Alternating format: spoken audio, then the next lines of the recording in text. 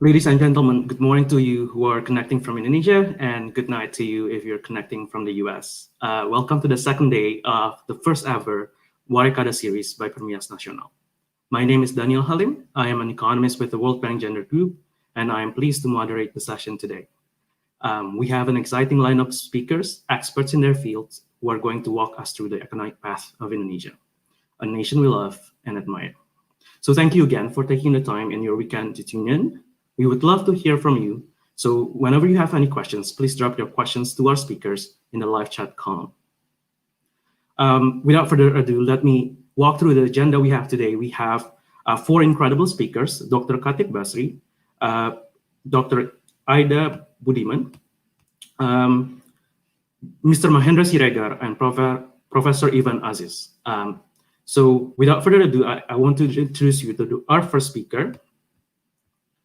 Dr. Chatib Basri is the chairman of the PT Bank Mandiri Tbk and a chairman of the PT XL Axiata. He also lectures for the Department of Economics in the University of Indonesia.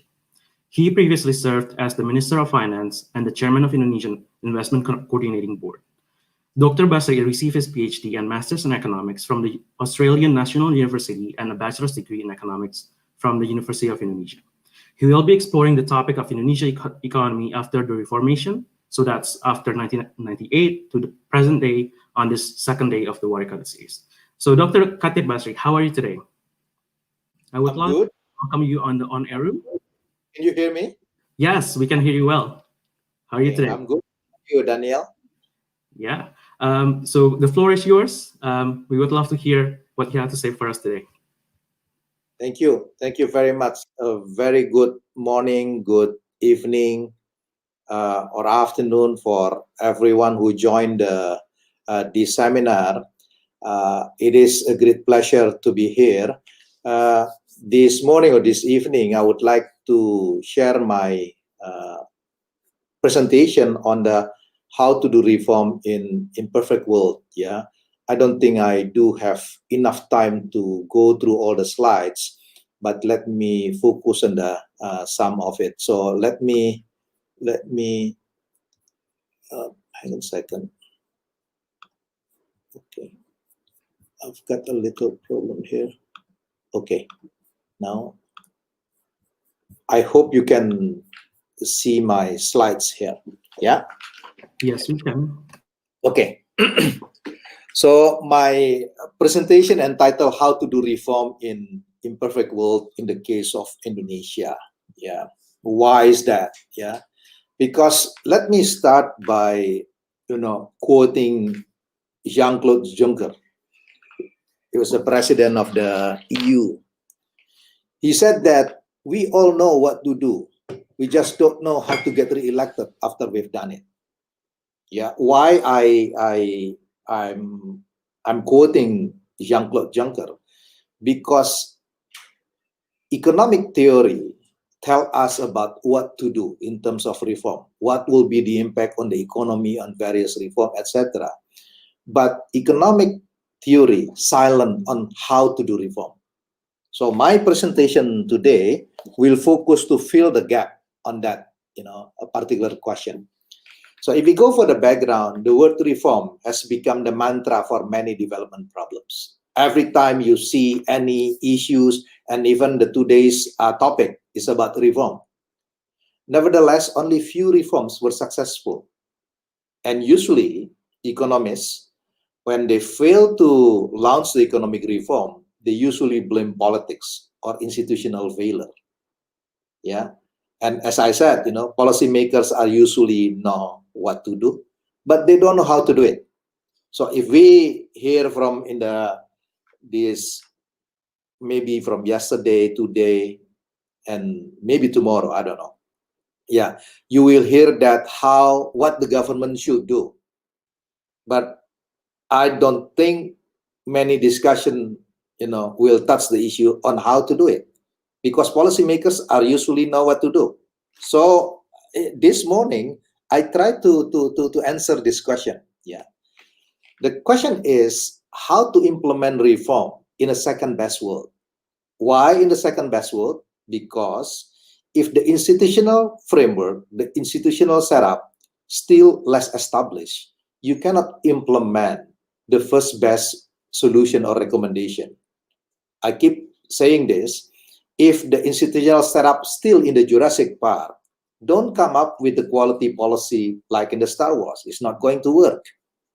Yeah, so I will focus on this issue and addressing and using the Indonesia as a case study.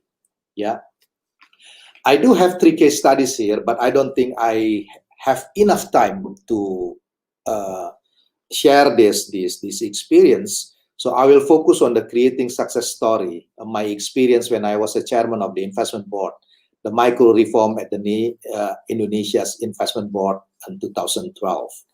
If any of you, are interested to look at all this story, you can read my paper on the Asian Pacific economic literature on the same title, How to Do Reform in an Imperfect World in the Case of Indonesia. The other issue, the other topic is about how when we managed the taper tantrum 2013 and also the micro reform at the Indonesia custom to address the issue of dwelling time in 2013. So let me start by why, the first best recommendation when I was at the MOF, the Ministry of Finance, every time I met people from the World Bank and IMF, I always tell them that your policy recommendation is first rate, but it will require the first rate institution. And because of that, your policy recommendation can only be implemented 25 years from now. What we need to do is not a best practice in the short term. What we need to have is a best fit, while at the same time we will continue to do reform to reach the so-called the best practice.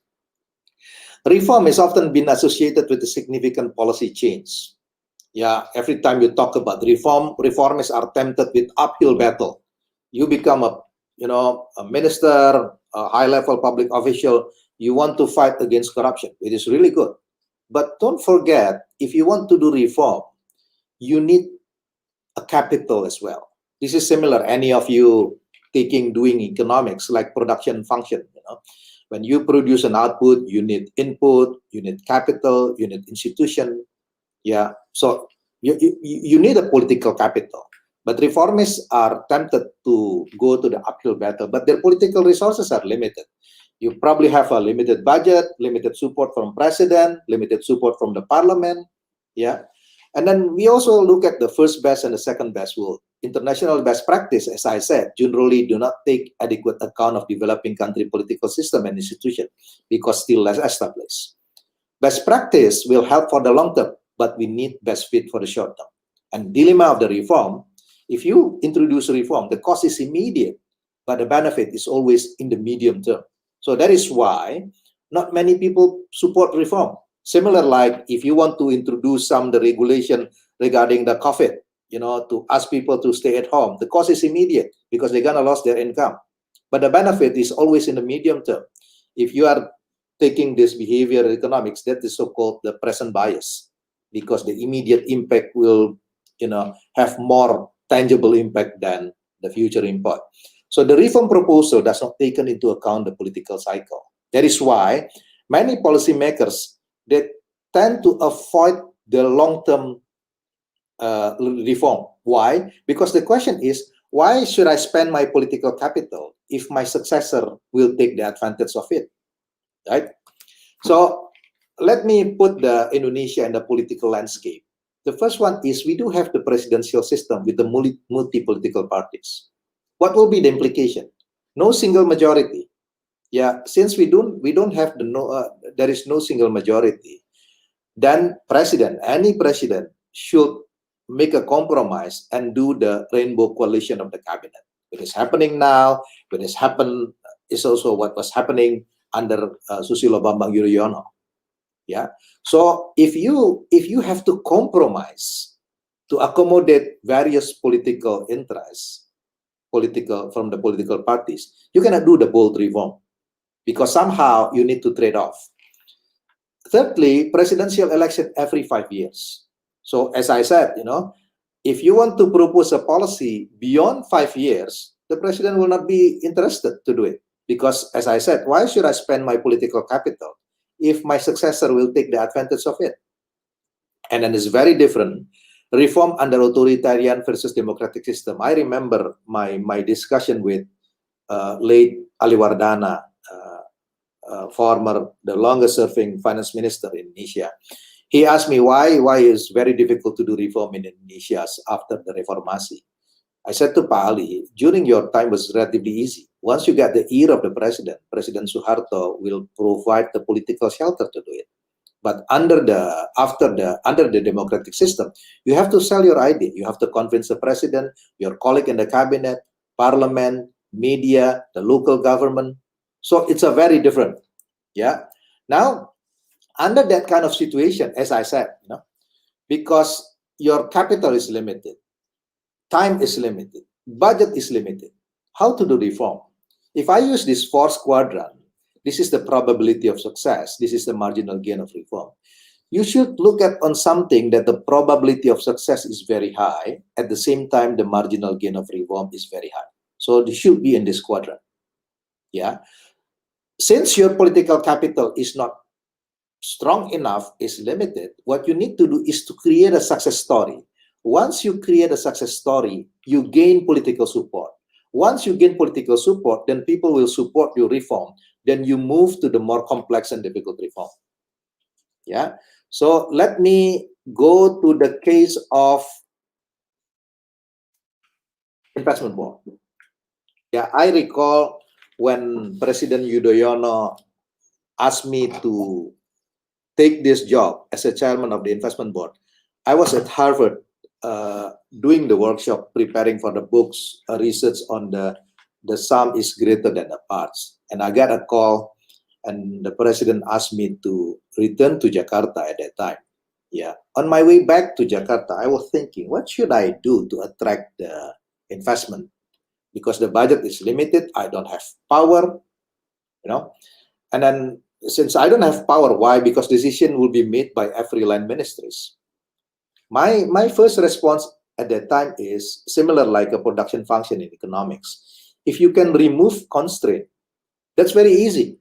If you can assume that the bureaucracy is honest, the institution is perfect, you remove the constraint, that's very easy. But the most difficult challenge is what kind of policy still work under the uncertain legal system, under the bad bureaucracy. So we are living in the second best world. So what we need to do, how to apply a policy within the constraint. So on my way back to Jakarta, I was thinking, what should I do related to it? And I can see that there was a strong interest of the foreign investor to Indonesia, thanks to quantitative easing, the commodity super cycle, and large domestic market. If you look at the data, the investment during that time, 2012, it grew by probably one of the highest, was around 12%. So let me tell you the story behind it. Not because I was good, but I was, trying to sort of like to work within constraint. The problem is I can understand that strong interest, similar like nowadays, strong interest from the foreign investor to Indonesia, but poor quality of information about Indonesia, human capital constraint, limited budget, limited time horizon, limited political power. So what should we do about it? The first thing that came up to my mind, I was thinking that if you want to do reform, your political capital is limited. You cannot ask the support from the president immediately. You want to go uphill battle, fight combating corruption. I have to do something within my constraint, under my authority. And the first thing that came up to my mind was poor quality of information about Indonesia. Perhaps I need to address this issue. You probably won't believe me that the reform in the BKPM started by improving website. So you have to pick up one small things that could create a success story, and then you gather political capital to move to the more complex reform. So what we did at that time, when I look at the website of the BKPM, I myself, I don't understand what they were talking about. all the government regulation without guidance. So I called them. Have you been sort of like trying to book a room at a hotel? They said, yes. That's very easy, right? Because it's very clear. They said, yes. Why can't we copy that kind of model? So we have to improve the website. But they said, we need training, Pak. We need budget. And I said, I don't have time for that. So I asked them, why don't you go to the World Bank and IFC and ask them what is the best website in the world in terms of the investment board? And they came back to me and they said, surprisingly, Costa Rica. So I said, from now on, you look at the website of Costa Rica, you replace the word Costa Rica with Indonesia, and you replace the data, the same structure. Of course, this has been exaggerating. But if you look at the website of the BKPM at that time, was pretty much similar like Costa Rica. I just want to copy the structure to make it flow, become better. This is easy. Because if you want to improve the website, you don't need to get a support from the president. You don't need to go to the parliament, entirely under my control. Yeah. So improvement on the website, the people can get access the information, etc. Next step is, I don't think that will be enough information. So people, after reading the website, in my mind, that they will call our people in Jakarta.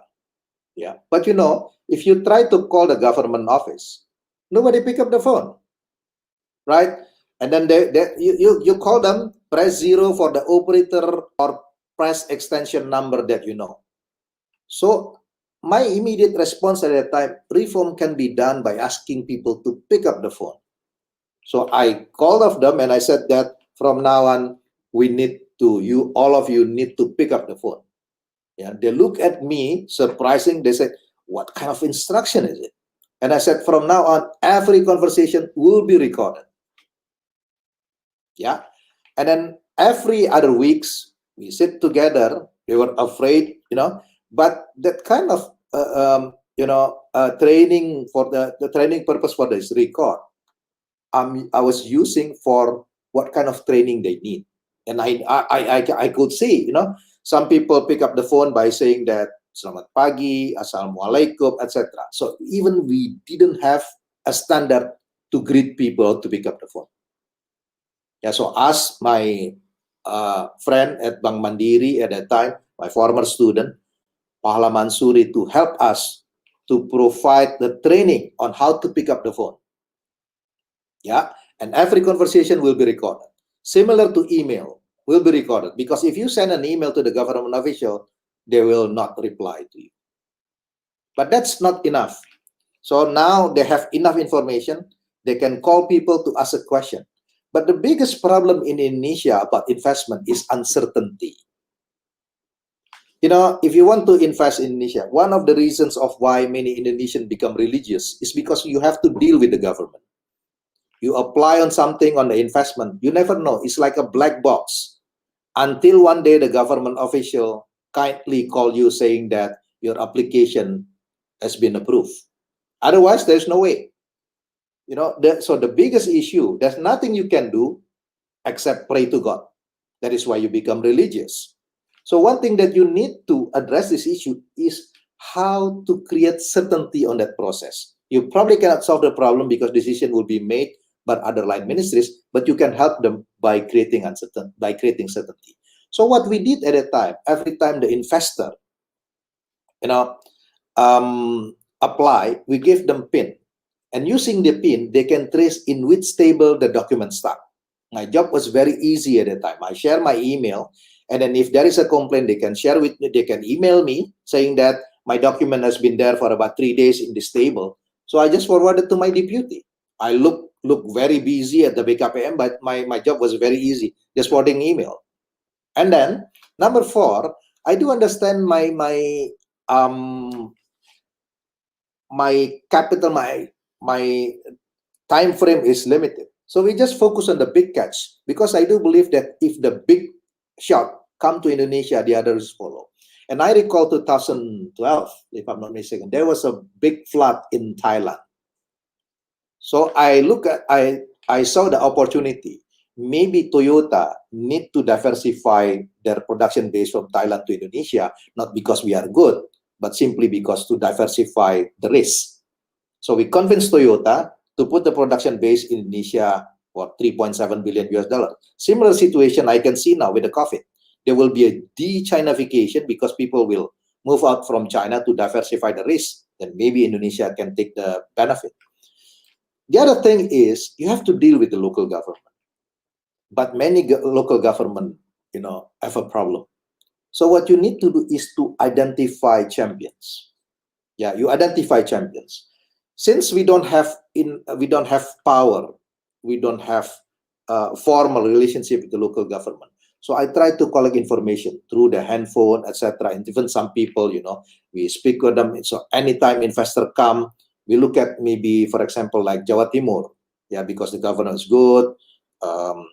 Surabaya is also good, so we direct them to go to Jawa Timur. But maybe we try to avoid them to direct to other places. So in short, what you need to do, you capitalize the success story. And then people feel, something changed. How do I know there was something changed? And the World Bank contacted me. They said that, do you need the support for this? I know how the World Bank works because they need to find the champion. The idea is World Bank need to create a champion, but will be very difficult. So if they look at something that could be potential as champion, they will come and support us and they will report to the headquarters in Washington. We create this. I don't care. Let them take the credit. But to me, this is a signal that something worked. And until one day, with the online tracking, etc., this become the embryo of the so-called the one-stop shopping of the BKPM now. Now it's become one-stop shopping. Until one day, President Yudhoyono called me. I heard that you've been doing this in the BKPM. Could you do it for us in the palace about this online tracking for every letters to the government? Then I realized that I gained the political capital. So by the time I proposed to do this kind of model, not only at the BKPM, but at the national level. Then I got the political support. So my point is, if we want to do reform in the second best world, what we need to do is to capitalize to create a success story, capitalize it. Once we gain the political support, we move to the more complex and difficult reform. Because we are not living in the first best world, we are living in the second best world, run by the third best bureaucracy. So probably, Daniel, I will leave up here. If there are any question, 20 minutes. Yeah, I'll be happy to answer it. Thank you. Dr. Basri, thank you very much for the wonderful presentation. So I just wanted to note a very interesting concept that you suggested earlier, that first best recommendations in the era of Star Wars may not work in the Jurassic era of dinosaurs. So before we go to the questions from the audience live, let me wear my academics hat and ask one question. So one of the big homeworks from the Reformation era was to reduce and address the issue of corruption. So in an ideal case, we would strive for an economy without corruption at all. But economics is really the study of scarcity. As you discussed earlier, political leaders have limited resources in terms of political capital that they have. So they need to work within this constraint. And therefore, from an economic standpoint, is it optimal to aim for a second best solution in this issue of corruption? So we're not striving for an economy 100% free of corruption, but maybe we start with a 50% level of free corruption?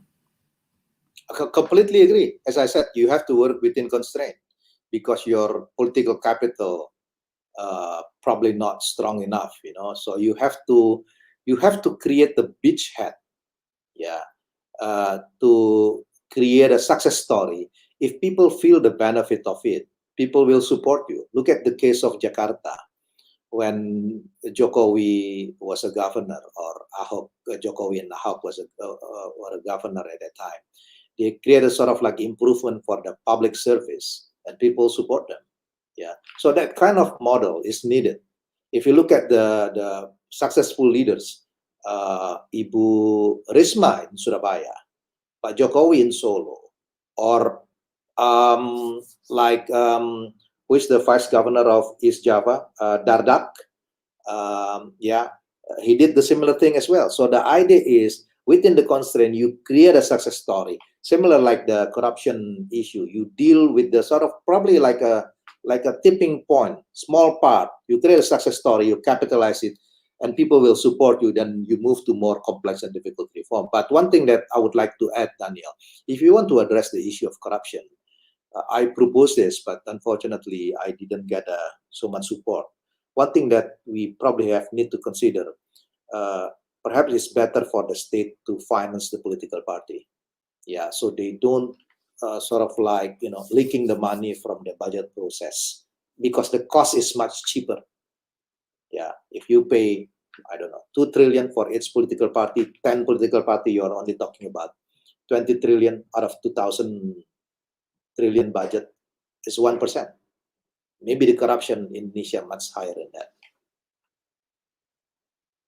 Thank you for that wonderful answer, Dr. Basri. So we have a couple of questions from the audience. Let me read one from the first one.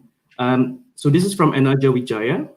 So could you provide some examples of sound economic policies impacting electability negatively?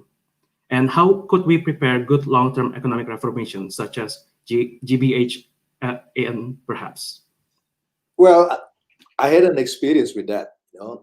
2013, I had to manage the taper tantrum with this emerging market hit by the decision made by Chairman Bernanke at the time to unwind the quantitative easing. So we had a problem on the current account deficit. Yeah. So what we did at that time, we have to cut the budget deficit. And then one thing that we proposed at that time, and we did, we adjust the fuel price by 40%. And one of the reasons behind it is the one who get a benefit from this fuel subsidy is middle and upper class. So by raising the fuel price, it's triple win. Yeah, I wrote this experience with Ben Olken from MIT and Rima Hanna from Harvard at the Project Syndicate. This triple win, because it's good for environment, it will reduce the demand for fossil fuel. It is good for the poor people, because we can distribute this money to the poor people using the cash transfer. And the third one is good for the macro. But we had to do it at a time 9 months before the election. And then the student, went to the street. And of course, it was very difficult to convince the president at the time, because they said that your recommendation looks very rational, but this is only 9 months before the election. Yeah. So the response is, you have to understand what politician needs to get assurance from this process, and you compensate them. That is why the so-called the cash transfer is very important. Yeah. So this is just an example, and then in the long term, yeah, if you want to make it this become more permanent, you have to put it to institutionalize it. So for example, like we do have a problem in the 60s with the budget deficit. So 2003, for example, Pak Budiono introduced a fiscal rule in which the budget deficit maximum is 3%. So by doing that, you could cut the debt to GDP. So this kind of sort of like a model for the long-term economic reform.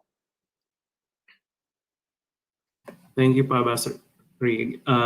So we have another question. This one is coming from Dimas Muhammad. So Dr. Basri, with the second best world that we find ourselves in, what's your take on the merit of industrial policy in Indonesia to foster structural transformation? Can we mitigate rent-seeking risk? I do agree with that. I do understand that the problem with Indonesia, government is very bad in picking winner, but losers are very good in picking government. Yeah, so that is why the issue of rent-seeking is always come. But seems to me, the biggest problem is not the picking winner, but allowing the loser to leave. Because many of the losers usually have this political connection for the government. So my suggestion, look at this, especially on some issue, there is a role of the industrial policy, especially related to the R&D. Yeah, rather than protecting the sector, it's better for you to provide, for example, to support the R&D. Yeah, for example, rather than protecting the tourism sector, why don't you provide a training for guide? Yeah, to speak Mandarin, Italian, etc. So that kind of model, I call it is an industrial policy. Yeah, so there is a room for the industrial policy, but not in the picking winner. But because the problem with picking winner is government is very bad in picking winner and losers are very good in picking government. So this is not a sort of like a black and white. Yeah, so it really depends on if the market can work, you let the market works. But if there is a sort of like a problem of the market failure, then the government has to step in. Perfect. So this is a good segue for the next question that we have here from Dimas Muhammad again. He's asking whether does reform here always mean laissez-faire liberalization measures? I don't really believe in the ideology. Yeah, because in reality, when you are in policy, you are putting into constraint. Let me put this way. I don't know what is Dimas Muhammad, his background is economic, from the economic program or not. Because we have to choose whether the market or the government, using the sort of like, the indifference curve. If you have enough endowment, then you can do much government intervention. That's exactly what Suharto did in the 70s. Why? Because we had money at the time. So that is why the government came up with the import substitution. We could afford not to be efficient. But in the 80s, when the oil price collapsed, the same ministers, Pak Wijoyo, Ali Wardana, they conducted the deregulation. Is it because the ideology? No, it's very simple reason. The government doesn't have money. So they have to let the market work. So to me, I'm very pragmatic on this. It's not about the ideology, laissez-faire versus the government intervention. To me, it's which one is more, effective. Yeah, if you're talking about this current situation, you ask for the laissez-faire to handle the issue of the COVID. There is no way. After all, we are all Keynesian now, because the only thing that will do is a government support for the social protection. But under that kind of model, industrial policy, you could use this, the market approach, for example. Thank you again, Dr. Basri. So I have another question from my end. So as we enter this the revolution 4.0, and then we are entering this industry where there are a lot more gig work in the economy. Do you think it's inevitable that we will have more and more of our workforce entering the gig work, and whether that means that they would be out of the social protection system where formal workers are usually captured by the social protection, and they would be protected by, let's say, pension system and all that? And where do you see the Indonesia playing in this role? And would Indonesia, the government, side more with the startup tech companies, or should it side with the workers? Very good question, Daniel. This is not easy. This is a tough question. I do believe in the long term that this technology will provide a benefit for the country, job creation, etc. But the biggest problem is the adjustment process, because in the short term, there will be, some people probably lose their job, etc., because of the disruption. I'm not saying that they are going to lose their job by the new redefinition of job. When you're talking about nurse, probably nowadays what they need to do, they take care of the patient, etc. But in the future, they need to be their knowledge need to be enhanced with the ability to run the technology, similar to the doctor. So redefinition of job, but this will require training. Yeah, the biggest problem is, if you're talking about labor market, there is a rigidity. You cannot immediately jump to that level. Yeah. My biggest concern, if I may, so the answer is you need to provide training to sort of like support people to move into that direction, the transformation. But that's not going to be easy. Why is that? Because the biggest problem to me is not about industry 4.0, but government 4.0. Yeah. How, as a government, I can imagine maybe you can hear from Pak Mahendra later on, or Ibu Aida, You issue a regulation. By the next day, this regulation will be obsolete. Like it or not, Bank Indonesia or central bank, any central bank in the world, should get into the digital currency because the transaction will be digital anyway. So one day they should go to the digital currency. But the problem is, if you introduce the regulation, the next day will be obsolete because the disruption. So how can you issue a regulation which is only lasts for about 6 months? Of course, I've been exaggerated. So the solution for this is you need an agile bureaucracy. But the problem is agile bureaucracy is an oxymoron. There is no way bureaucracy can be agile because it always works in the fixed system. So one thing that probably we need to do is we have to change our mindset from agree on rules to agree on principle. Because there is no way the bureaucracy will work like as is today. Yeah, only by doing this we can support the transformation from the current situation into the digital situation, including the payment system, etc. So thank you again, Dr. Basri, for all your time and answering all of our questions. I want to thank you again for taking the time in your Saturday to join us and your continuous contribution to Indonesia as well. And I hope that you have a wonderful Saturday ahead of you. And again, thank you for your time, and we are very pleased to have you. Thanks for having me. Have a good seminar, fruitful discussion. Thank you very much.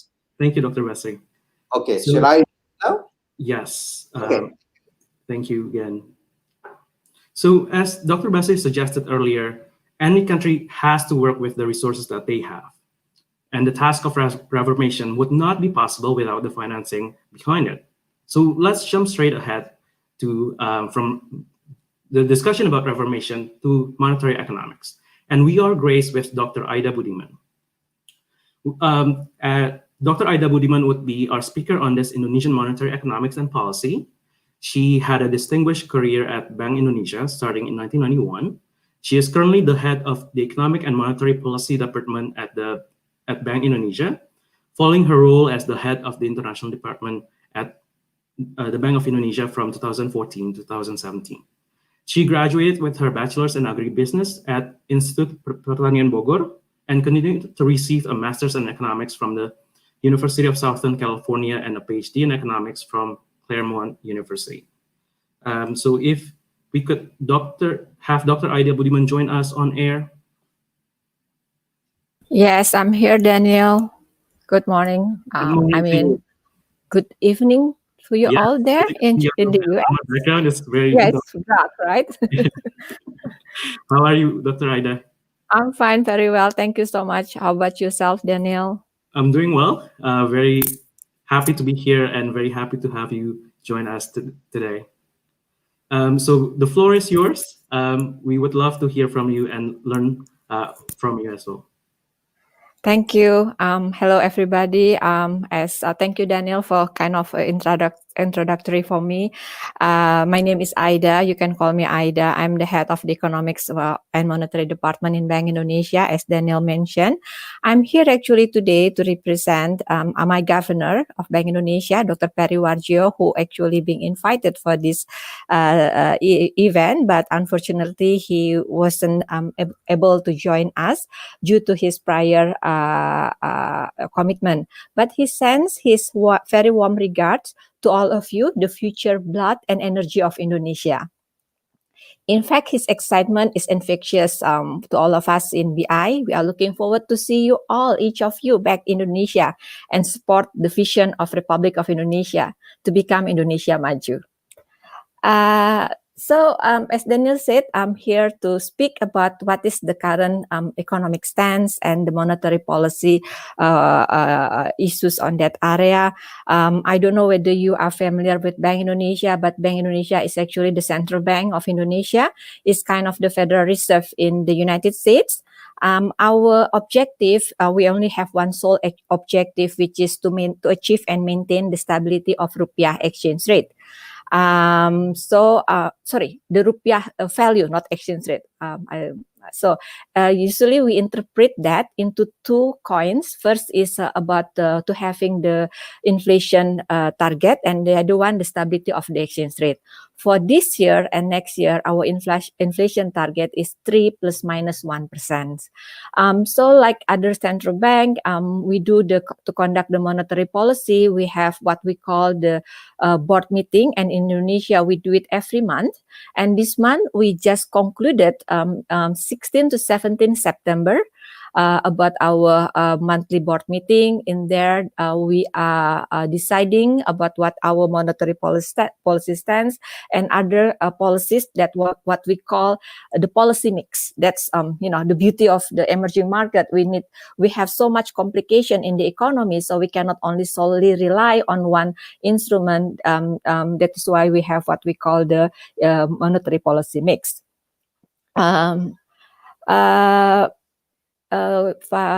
If I may to have my presentation, please, to help my explanation about what's going on in the economy. I'm using several presentations.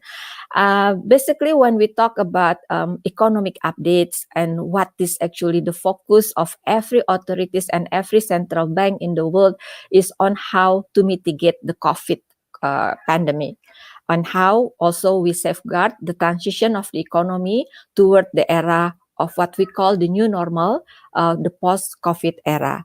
So the next slide, today my presentation will having like three big part.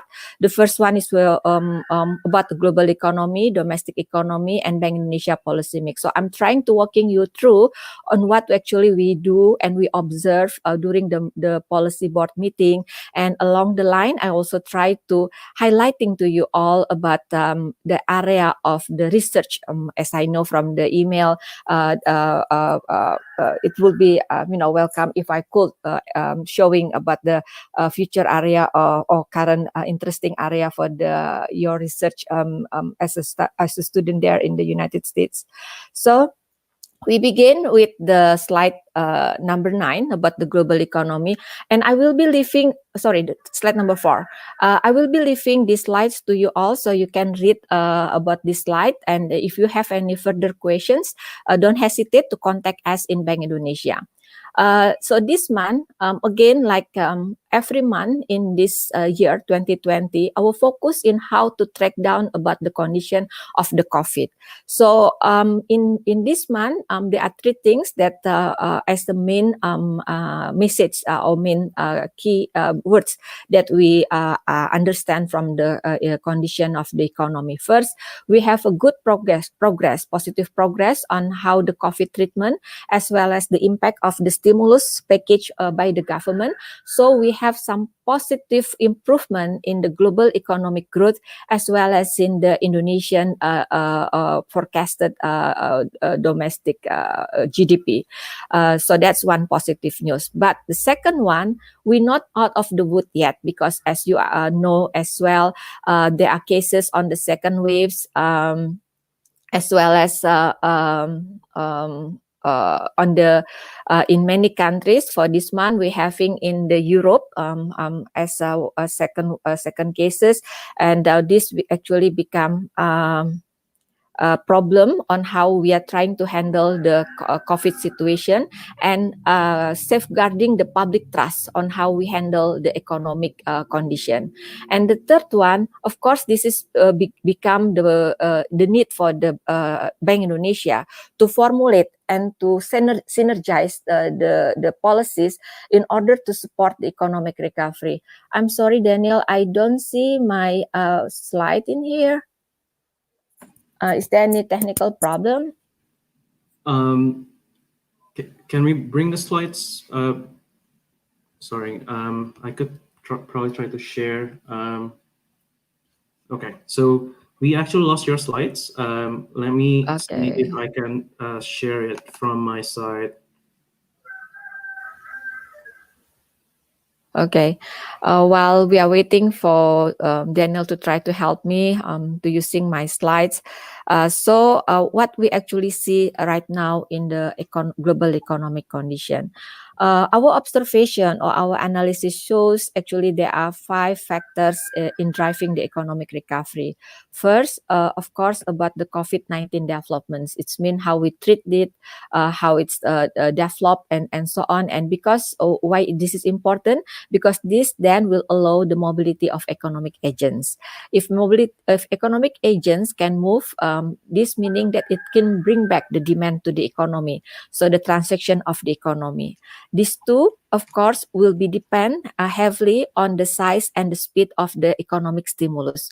Why is that? Because the stimulus need to compensate what happened in the economy, which is the immobility of economic agents. Nevertheless, the three of these factors will be also be impacted the effectiveness by the intrinsic condition of that economy, namely the financial and corporate sector conditions, as well as in the economic structure. So this is what we're seeing, and our analysis showing actually there is a positive correlation between the fiscal expansions as well as the economic growth. So we are quite pleased about this. Can we please go to the slide number 9, Daniel? If you're using more frequent data, it also shows that the three major countries, US, China, as well as the Euro, having a good recovery as what we expected, which is the trough in the second quarter, and then gradually movement afterward. So this is a quite encouraging progress. This highlight actually one thing, which is the high frequency data, what is needed in order to understand more about the economy.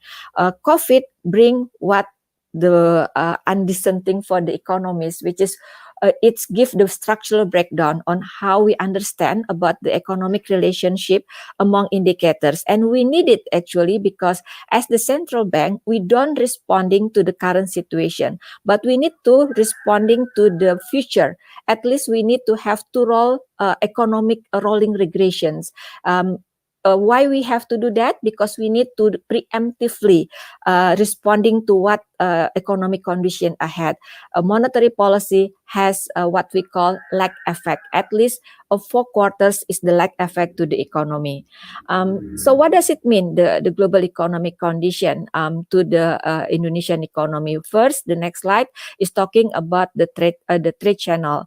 The recovery that we are hoping on the second half of 2020 will bring back the demand of the export, which will be showing in the world trade volume as well as in the price commodity. And the next slide is showing about the financial sector channel, which actually right now is quite encouraging. If you see the emerging market risk on the left hand side or the bottom of the slide, it's become moderated, and also the risk in Indonesia, there is an uptick as well in the capital inflows.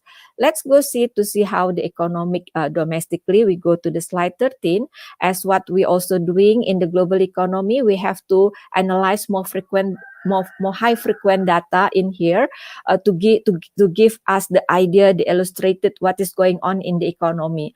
And what we are using in here is about the global mobility index. This will allow us to see what activities is going on in the economy and what is the relationship to the more economic fundamental. And it also allow us to see what is the movement among cities in Indonesia. It's important because, as you know, Jakarta is the biggest contributor of the GDP of Indonesia. It consists almost 20% of the GDP of Indonesia. So in this movement, we saw the same pattern, recovery on the after the second quarter, and even though it's slowing down the activity, but it shows the positive movements.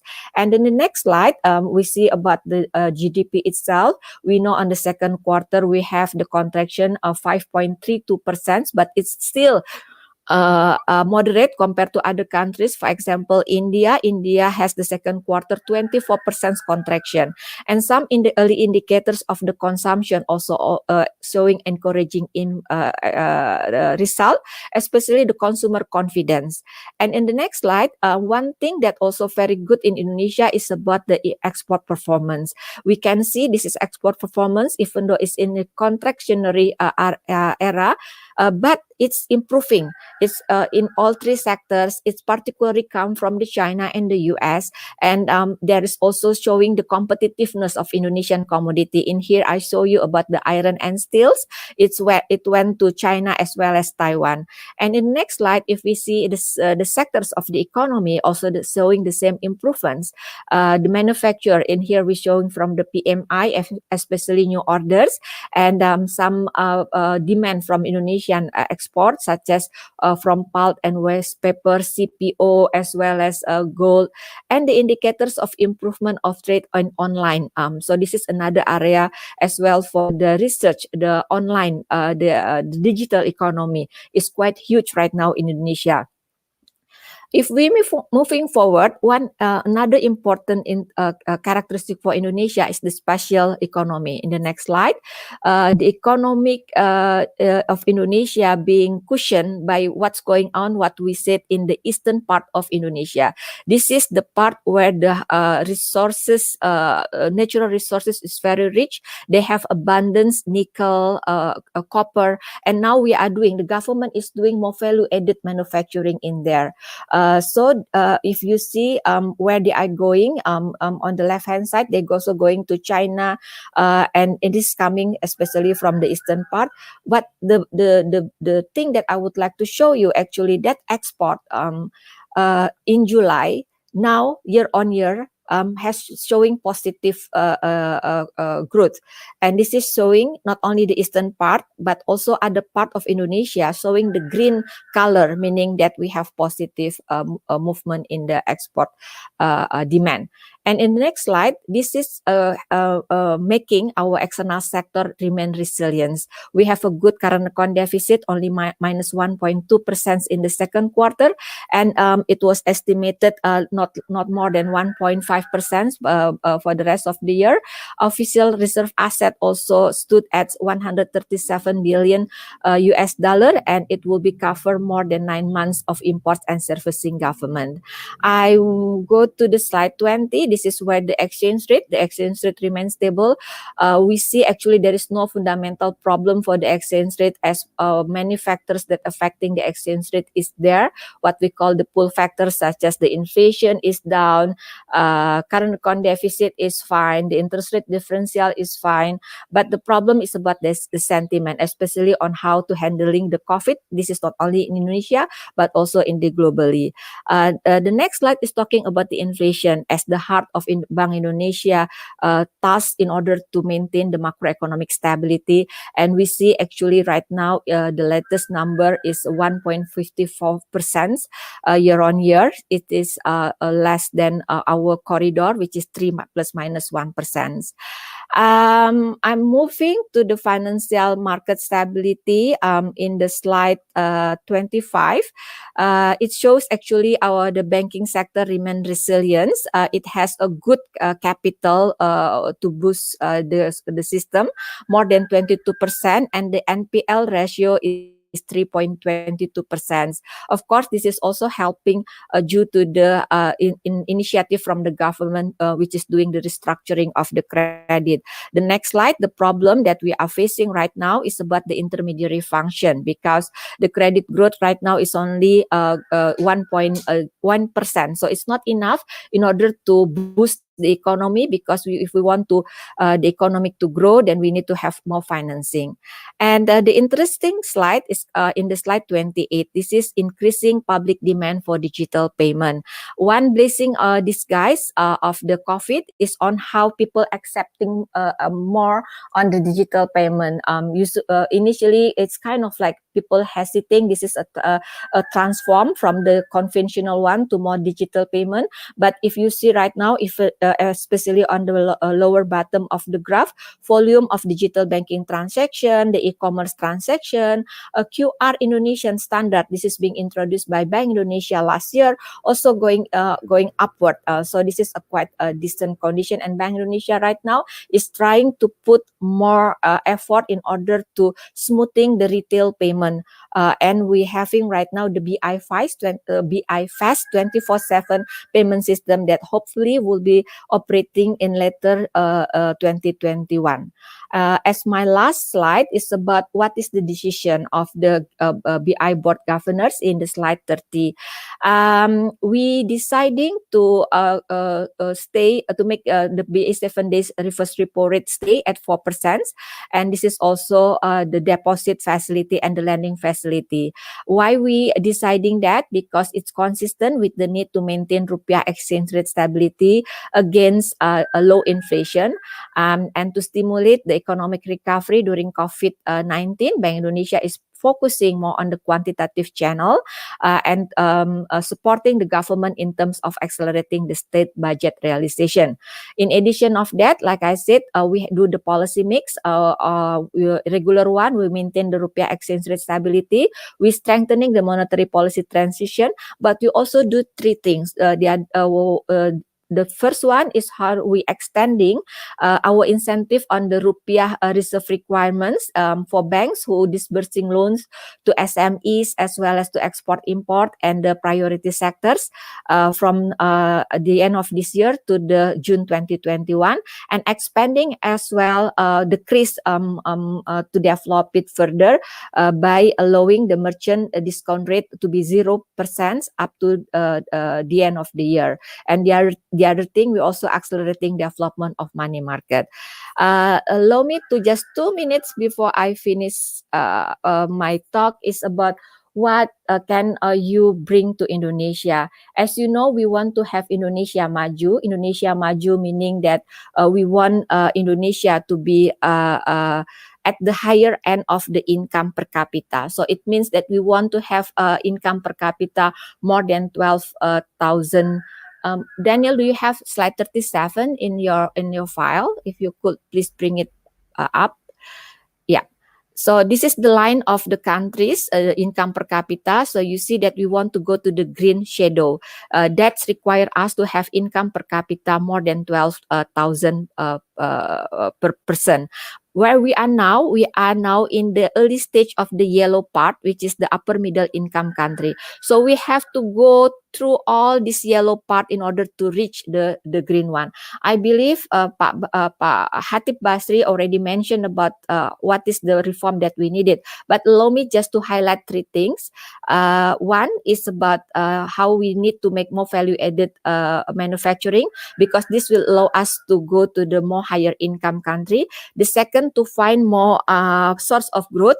And what is big right now in Indonesia is about the tourism, but this is not easy, as you know, because COVID is changed everything, the landscape of the tourism. The third one, on how we bring the SMEs in order to be able to reap the benefit of digital economy. This is important because SMEs is having 60% of our GDP and also having more than 80% of the labor force. And most of all, we need the best human resource in order to help Indonesia to go to the green era. I stop here. I'm sorry I passed the time that being allocated to me. Thank you, Daniel.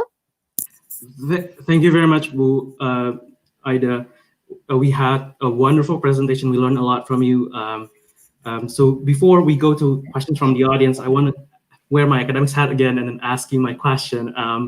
COVID is an unprecedented crisis. Some countries who had experienced the Spanish flu in 1917, they could learn from that experience. But Indonesia declared its independence only in 1945, well after that crisis. So what principles guide the government's monetary policy as it navigates through this crisis? One thing that we are doing, not one thing, the basic principle that we always do in the monetary policy is to contain the stability, because we believe this is the basic important things for the economy. There is no movement in the economy if we don't have the stability. So one thing, when the COVID happening, we restore that stability. How do we restore the stability? Is to make sure that the exchange rate will not giving another problem for the economy, because COVID, make everybody, the sentiment was eroded. People was thinking about, there is no growth at all in the economy. As you know, Indonesia is still needed to have the financial flows coming to the outside. So if the sentiment was going bad, they are going, usually the risk averse will be happening and they go to the safe haven assets. What is the safe haven asset? Is the USD denominator asset. So they just leave the emerging market. So meaning the exchange rate will be going down. So that's the first thing that we are doing. We try to restore the exchange rate stability. And what is the second thing that we do? We make sure about the liquidity. There is no transaction in the economy if you don't have the liquidity. It's just like the fuel in your car. So we make sure about that.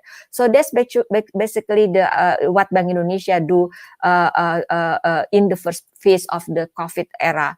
And this we still maintain this position, and that is what we call the accommodative monetary position. If you see actually from this year itself, Bank Indonesia already lowered its policy rate 100 basis points. So that's how we try to also revamp the economy.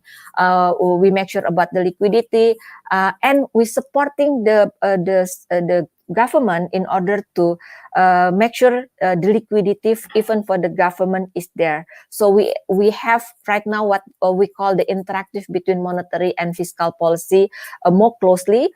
Even we finance some of the spending of the government, what we call the public spending, that really important for the COVID treatment. This is a no-no situation. If it's in the normal situation, Bank Indonesia never ever goes to the primary market to buy the government bond. But we have to do it because this is an extraordinary condition.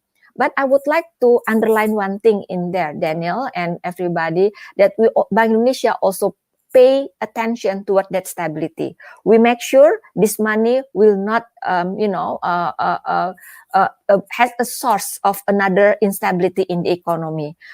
So we are doing what we call the open monetary operation, and we are helping also the government in the structure. We have 46 regional offices in Indonesia. This is offices that helping to give ideas, to give to bring the problem to the central government, so as they know what the things that we need to calibrating about the policy. That's what we do, Daniel. Thank you, Bu. So before COVID happened, we were concerned about this U.S.-China trade wars. Yes.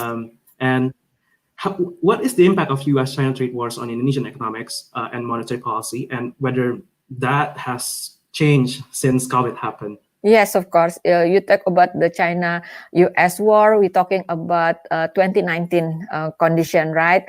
In there, we are. And actually, it went back a later part of 2018 as well.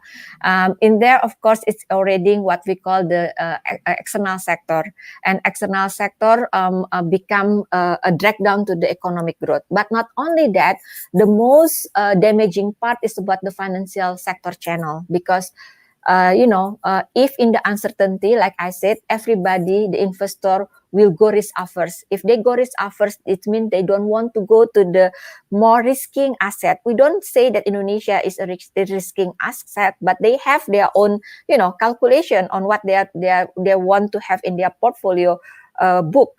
So usually there is a capital outflows coming from Indonesia. So in there, actually, as you know, in 2018, we have to increase our policy rate from May to the end of 2018. We have to increase our policy rate 175 basis points. So it's called more tightening monetary policy. And after COVID, this thing has been changed. We are seeing actually a progress. As you know, there is a several resolution or several conclusion in the terms of this discussion of in China and the US. So we can be able to allow our monetary policy become more neutral at that part until the first half of 2019. And afterward, it's not COVID yet, but we're able to supporting the economy since the stability is there. The impact of the trade war is not that damaging anymore. So we're lowering our policy rate as well with the quantitative easing during this second half of 2019. And the COVID even make us even need to do more in order to cushion the economy. Okay, so thank you, Dr. Aida, for that answer. So continuing on that question, so we are in a globalized world now, environment where we, aside from collaborating with our neighbors, we are also friendly rivals with our neighbors. So compared to our neighbors, Indonesia is often criticized for having rather strict labor market policies. Um, um, and so, how has Indonesia's strategies changed to increase its competitiveness, especially in these times of COVID? I think you hear a lot of buzzword regarding omnibus law. This is the buzzword that become important mantra for the new era of the President Jokowi during his second term in Indonesia. So before the COVID, we try to push more on the omnibus law. Omnibus law is actually compiling many laws or acts in one law in order to encompassing the problem of the what is called overlapping of the regulation that so many in Indonesia, because we have the central government rules, we have local government rules, so this become impediment, like you said, or become disadvantage for Indonesia competitiveness. So that's what actually being taken care. Even though the COVID right now is still going on, I believe the parliament has been discussing about this omnibus law. This omnibus law at least has three parts. The first part is talking about the investment climate, how we have a better regulation in order to boost the investment climate, and this will be based on risk-based analysis rather than just permit. That's one big thing. And also they do talk a lot the labor market. So we're still waiting about what will be the result from there. And the other part is about the small and medium enterprises. So government is understand about that problem, Daniel. So they are trying to taking care about that issue, and hopefully we will able to see the omnibus law will be issued later this year. Thank you, Dr. Budiman, for that answer. So I'm going to the questions from the audience here. So this is a question from Anaja Wijaya.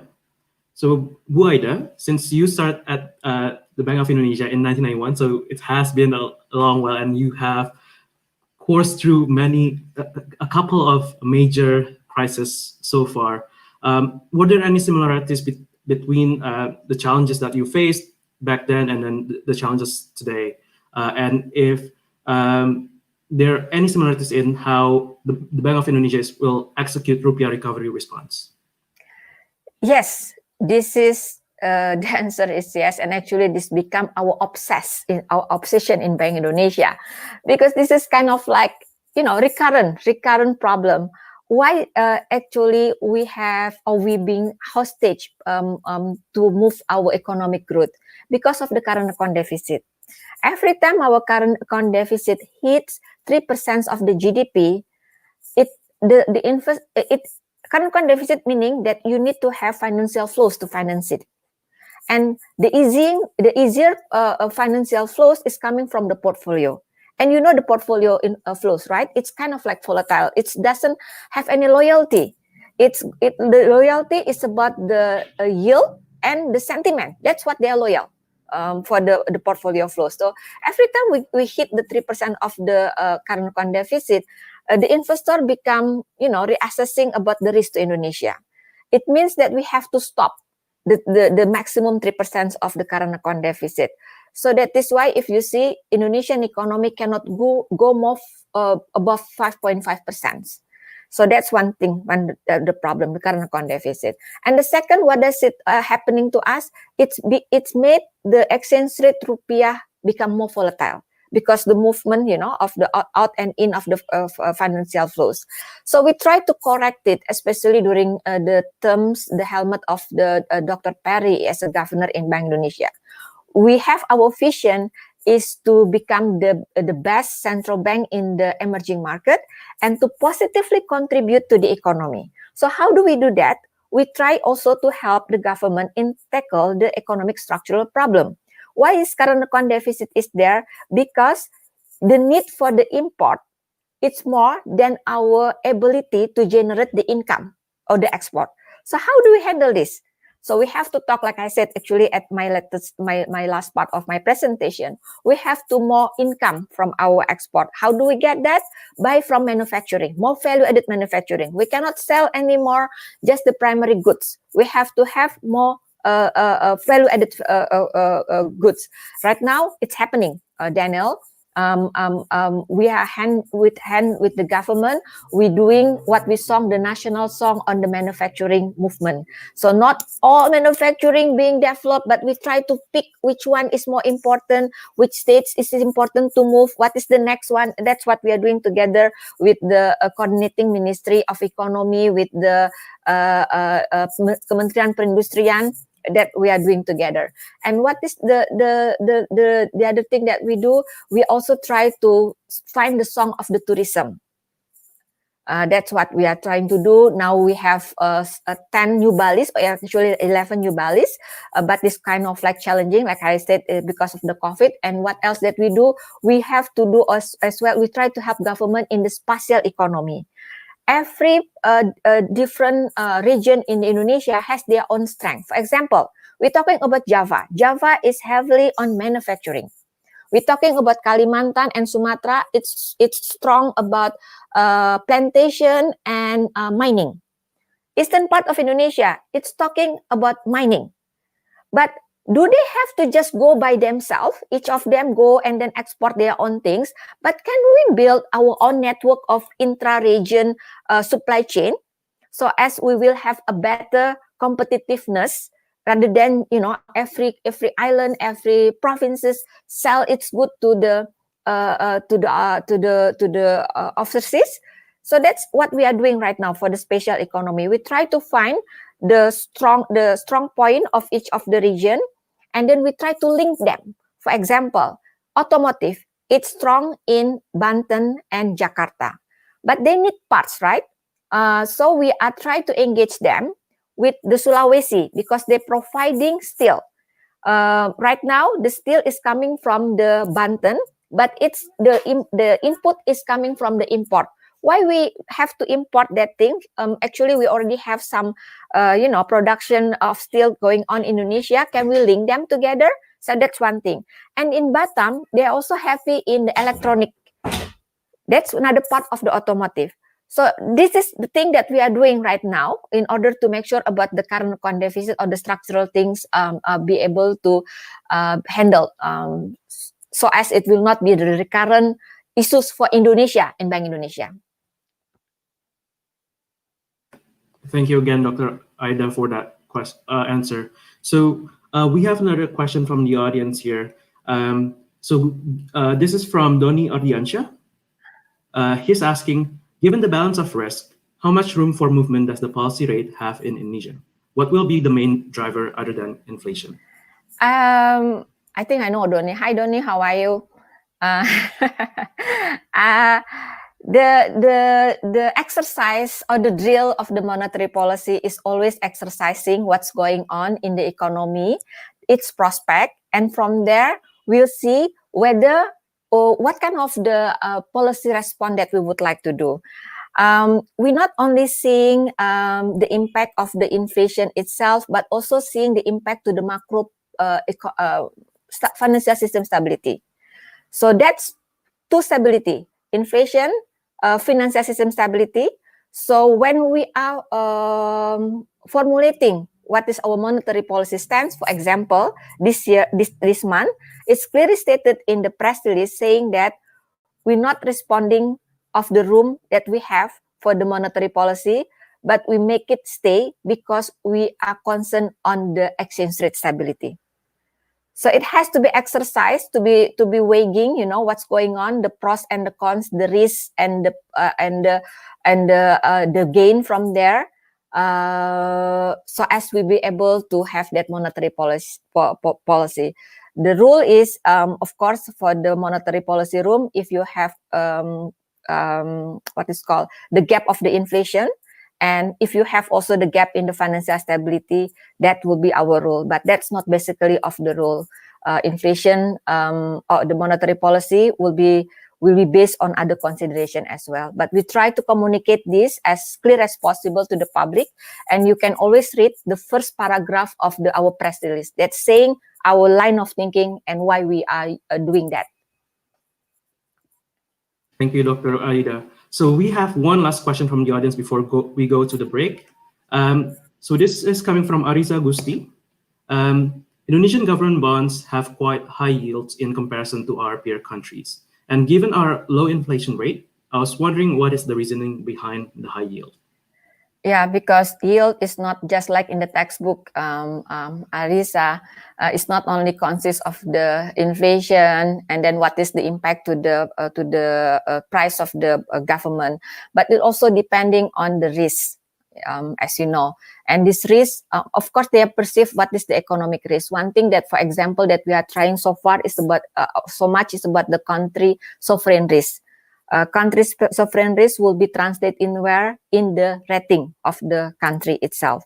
And what is the rating of that level? Is consists of many fundamental economic conditions.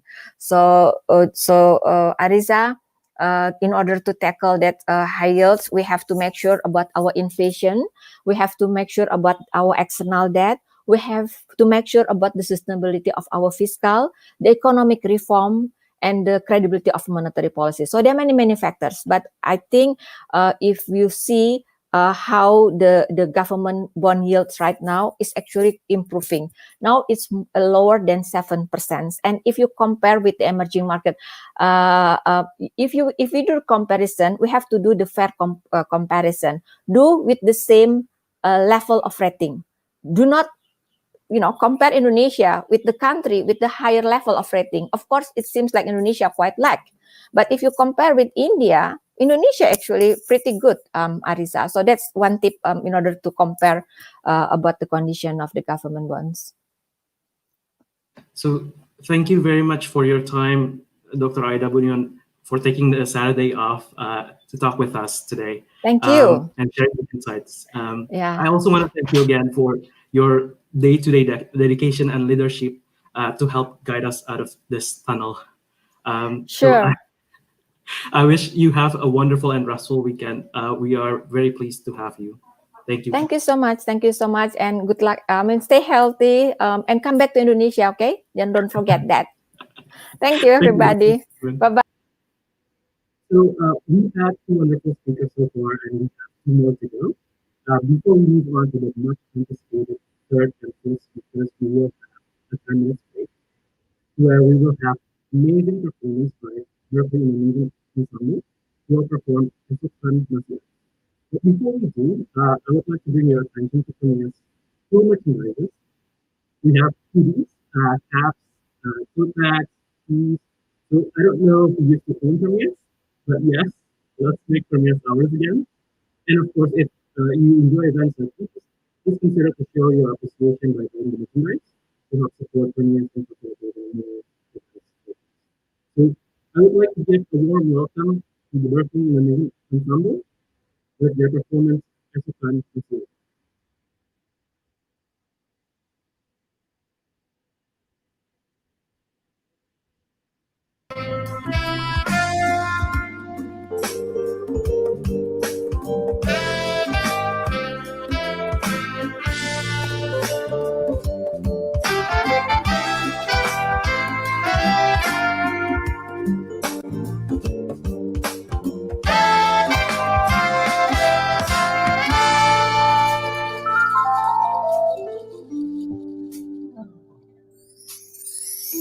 Wajahmu ku pandang dengan gemas. Mengapa air mata selalu ada di pipimu? Hai nona manis, biarkanlah bumi berputar menurut kehendak yang kuasa. Oh, apalah artinya sebuah derita bila kau yakin itu pasti akan berlalu. Hai nona manis, biarkanlah bumi berputar menurut kehendak kuasa. Tuhan pun tahu hidup ini sangat berat, tapi takdir pun tak mungkin selalu sama.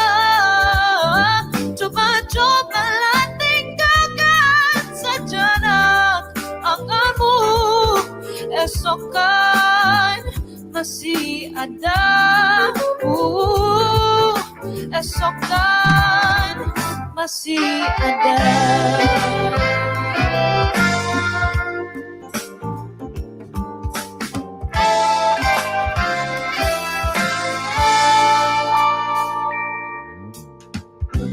Apalah artinya sebuah derita? Oh, bila kau yakin itu pasti akan berlalu. Hai nona manis, biarkanlah bumi berputar menurut kehendak yang kuasa. Tuhan pun tahu hidup ini sangat berat, tapi takdir pun tak mungkin selalu sama. Coba-cobalah tinggalkan sejenak anganmu, esok kan masih ada. Esok kan masih ada.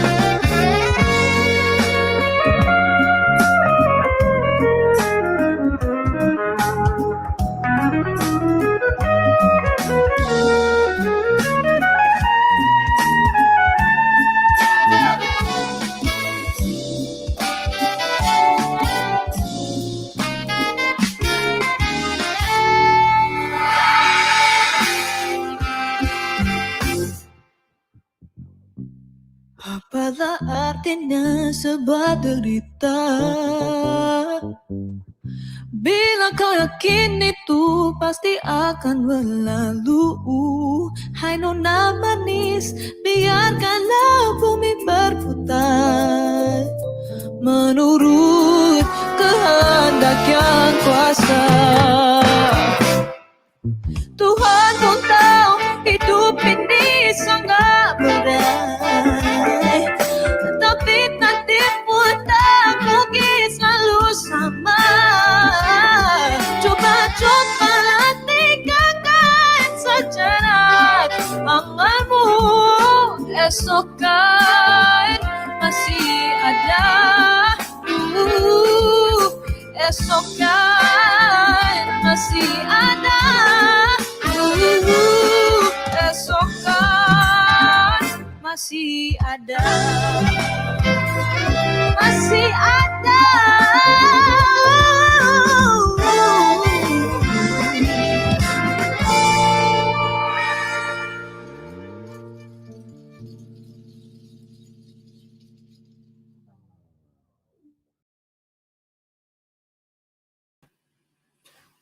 Welcome back, everyone.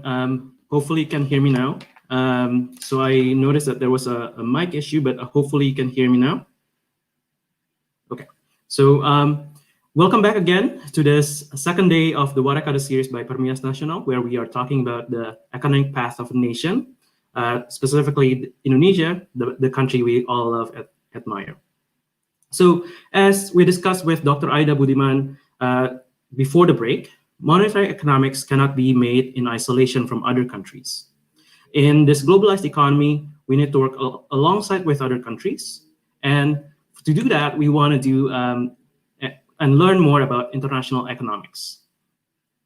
And we have the pleasure of having His Excellency Mahendra Siregar, who is the Vice Minister of Foreign Affairs. He was appointed as the Indonesian ambassador to the United States of America. He previously served as the Executive Director of Council for Palm Oil Producing Countries and an advisor to the Minister of Foreign Affairs of the Republic of Indonesia.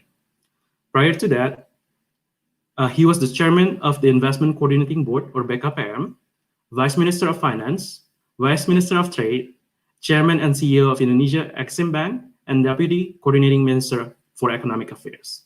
He graduated with a bachelor's degree in economics from the University of Indonesia and received a master in economics from Monash University. So I'm pleased to welcome His Excellency Mahendra Siregar to the on-air. How are you, Pak? I'm fine. Thank you very much, Daniel. Thank you, and good day, everybody. Yes. Hopefully you are having a great start of your day. Yes, certainly. It's already a weekend here in Indonesia, but still we can accompany you all. In US, your Friday evening is quite unusual to have young people to gather around serious topics on Friday night, but it's okay. I can adjust myself to that. Yes, we love to have you here, and the floor is yours, Pat. Okay. Thank you. Thank you, Daniel. And first of all, congratulations for PERMIAS for having this very timely event. And I welcome the initiative and the event that taking place. Let me use the slides that you can see now on your screen. And the title is the economic diplomacy. And of course, we are looking for what would and should happen going forward in the future. So that's why we choose the title as such. Well, first of all, while we are very much in the midst of the pandemic and the repercussions of that, but I think it's important for us to still understand Indonesia's position in the strategic long-term trend and trajectory. So while we understand the disruptive factors taken place in, possibly historical high, but we should still look at the Indonesia's strategic position, and with that, we have a clear mind where we should focus our attention and our priorities. The first slide would be able to show that facts, which is, again, Indonesia is in the strategic position, the 16th largest economy in terms of purchasing power parity, GDP, and of course with a high demographic bonus, which is very critical. And the World Bank has just upgraded Indonesia to the so-called lower middle income country, which means a country with purchasing power parity over $4,000 per capita. And the geopolitical role is very important. We have been playing very instrumental, I would say, role in many events and organizations, ranging from the economic related, the IMF, the World Bank, but also now, until the end of this year, we are the non-permanent member of the UN Security Council, as well as the UN Human Rights Commission.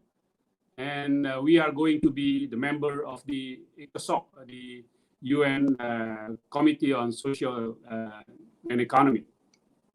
And we are going to host the World Economic Forum ASEAN Summit next year. And we are going to be the chair and host of the ASEAN Summit, as well as the G20 in 2023. As you know, Indonesia is the only ASEAN members part of the G20. And next slide, please.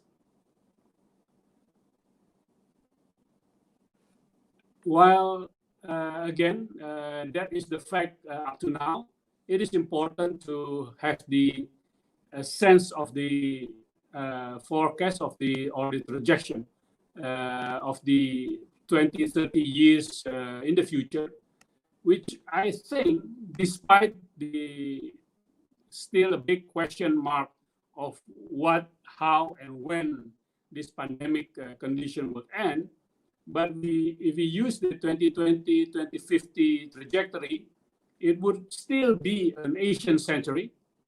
And of course, within that, India and Indonesia are the largest countries with demographic bonus. And in 2020 alone, the top 4 Asian economies would be China, India, Japan, and Indonesia. And in the longer terms, of course, the benefit of having young demography again would become more important, while Japan and China would already face the adverse demographic trends, which basically the population growth is negative. Next slide.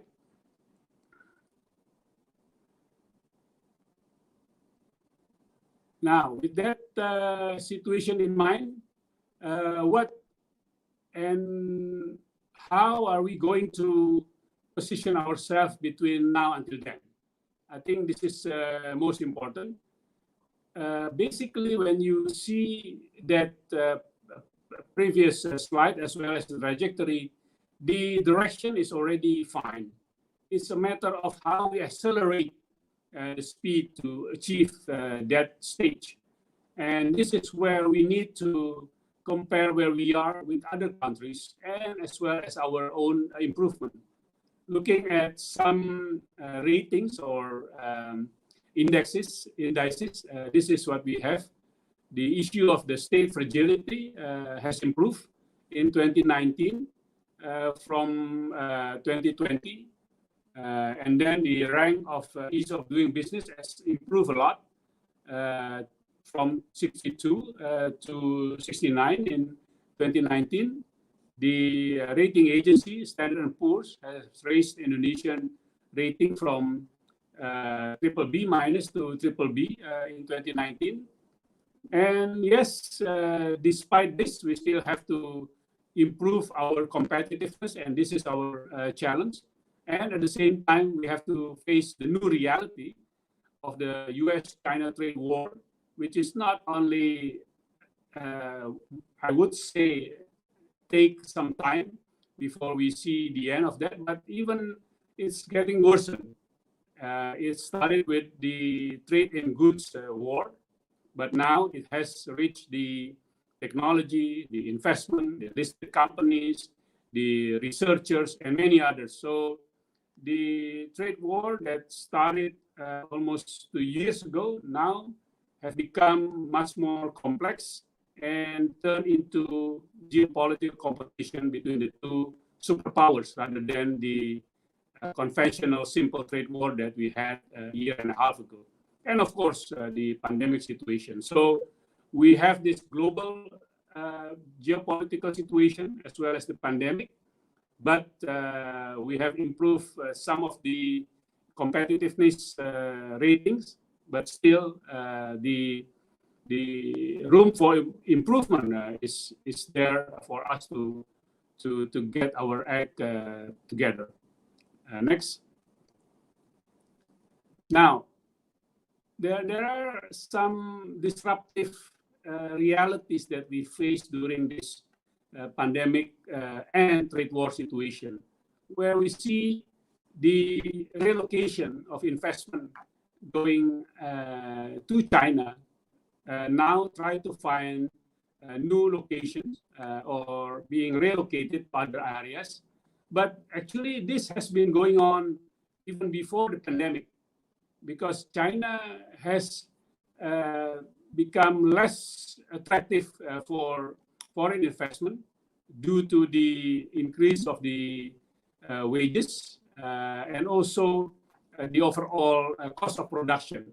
So when we see the slides there, especially the graphs at the right-hand side at the bottom, we see even before the pandemic, up to 2018, the number of FDI going to China has already decreased.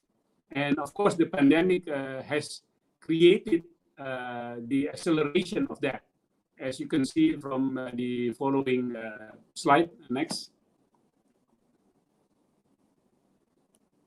This is what all countries in the region would like to position itself in a better possibilities with regard to the investment relocation. I can quote the survey done to the American Chamber of Commerce, which says that 18% in 2018 of the members of the US Chamber of Commerce would like to relocate their investment from China to Southeast Asia, and this has increased to 25%. And with the pandemic situation and the trade war, this has increased even more. We haven't had the result of the survey, but I would not be surprised if this is around 40%. And on that note, it is important to present the best possibilities of Indonesia to many of the companies from the US, but also from other countries. These are just the examples of companies that have been able to be convinced, or we are confident to attract them, and they are in the process coming to Indonesia and invest in us, ranging from electronic and then renewable energy and also automotive components and many other possibilities. But basically around manufacturing of electronics and components, which is in the past, up to now, Indonesia is not yet that strong at the global value chain. So this is very much a welcoming news for us. Next. Now, with regard to the US in particular, Indonesia has identified how we could be able to promote particular or specific goods. This is where we identify the so-called 575 scheme, where the top 5 products are basically our exports that have reached the value over $1 billion per year. And the next group, the 7 potential products, is the one between $100 and $1 billion, $100 million and $1 billion.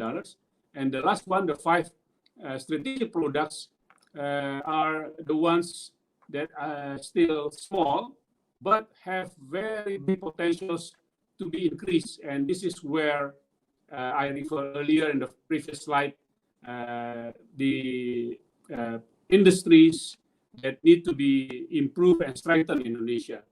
Basically, this mapping is done by identifying Indonesian current and potential exports to the US and compare that with what the US-China trade war has impacted Chinese products to the US.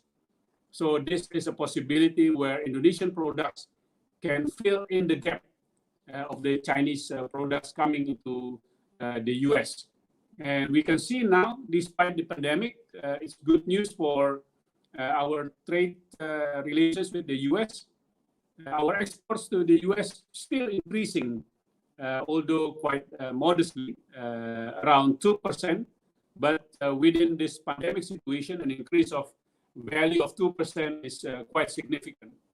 And interestingly, our exports to China also increased even larger, close to 10%. So which means, on one hand, of course, the trade war and the tension at the political level is in a way destabilizing the world and the region. But on the other hand, in terms of trade and economic investment, there are possibilities to navigate that trade war, and even to a certain extent contribute positively to Indonesia's interests. So I think this is the message I would like to share with the members of PERMIAS, looking at the situation from various perspectives, and again, Indonesia's ability to navigate the current situation. Next. Thank you. Sorry, this is just the last slide. Basically saying that despite the pandemic, Indonesia export to 32 economies have still increased in various level of rate. So yes, the overall economic growth of Indonesia has been impacted. We experience a negative growth, but we have to understand the bigger picture and still make some strategic decisions to gain from even not ideal situation as such. That would be my slide, last slide. Thank you very much. Thank you, Pak Mahendra. Very sorry for cutting you off earlier. So thank you again for the incredible presentation and sharing your insights with us. From your presentation, Indonesia seems to be a more important player in the world economy. So as a reminder to the audience, Indonesia recently became an upper middle income country per July this year. So Pak Mahendra, what do you think are the key challenges and or opportunities to ensure that we can achieve the national ambition to become a high income country by 2045? Thank you, Daniel, for the question. There are two parts I would like to answer this question. One is, of course, more about what I have described earlier in the presentation. We need to continue improving our competitiveness. And when we talk about competitiveness, the core of that is the human capital competitiveness. That is the most important. And of course, with that, I'm talking about the improvement of the basic education, but at the same time, the quality of the skills of the workers and the productivity, and of course, the access to technology, in particular the information and communication technology, but not only to do the existing industries, but to embrace new, more advanced, high-tech industries as well. And this is where I'm very hopeful and confident that our colleagues as a member of PERMIAS and diaspora in the US can play a significant role. And many of you would ask the question, would that mean you all have to go back to Indonesia to contribute to the economy and the progress of the country? Well, I would say with this meeting that we have today, it doesn't really matter whether you are there, you are here, or you are anywhere else. It's not about the physical distance. It's about your mind and your heart. And if you have the right mind and your right heart, it doesn't matter where you are.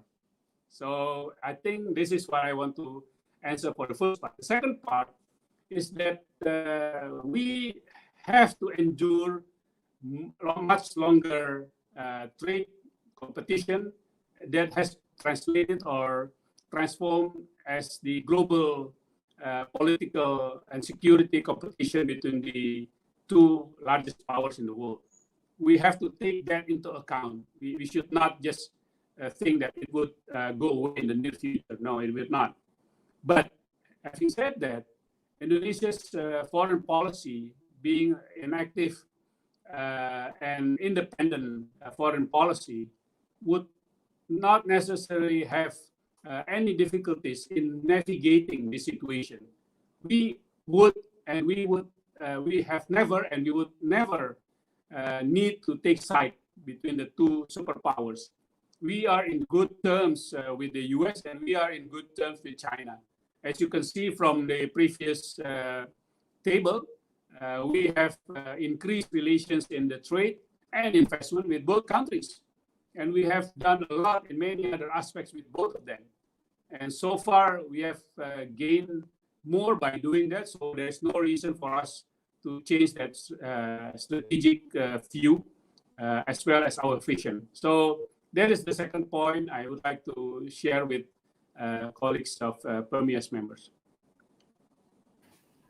Thank you, Pak. So to your first point about increasing Indonesia's human capital competitiveness, so in basic undergraduate economics, we learned that countries should produce and trade goods where they have comparative advantage. Indonesia currently has more comparative advantage in producing primary or raw natural resources. So how can we balance this comparative advantage principle versus the need to develop the economic structure moving from primary raw products to more value-added products? Well, actually, again, since you refer to the Economics 101, this is actually, when we talk about the primary commodities, it's not Indonesia's comparative advantage only, but it's Indonesia's absolute advantage. Absolute in terms that we do own and have these natural resources, and not many other countries have it. So it's not just comparative, but even its absolute advantage. But what we need to go from there to become a competitive advantage is to increase the added value of these commodities or these products. We cannot just send raw materials and unprocessed goods to our export destination. We need to increase the added value of all of these productions. So in the beginning, of course, we just send the raw unprocessed log from our natural resources, and then we just send for other products, probably just nickel and iron ore. But now we are processing it. We are now one of the most, I would say, progressing producers and exporters of steel products. That is very important. We were very poor in this sector, the basic metal and the steel production, but now we are there. And going forward, we are in the process of attracting and promoting investment in lithium battery, for instance. Again, the derivative product of the nickel and ferronickel. So you can see that we are not anymore interested to export nickel ore.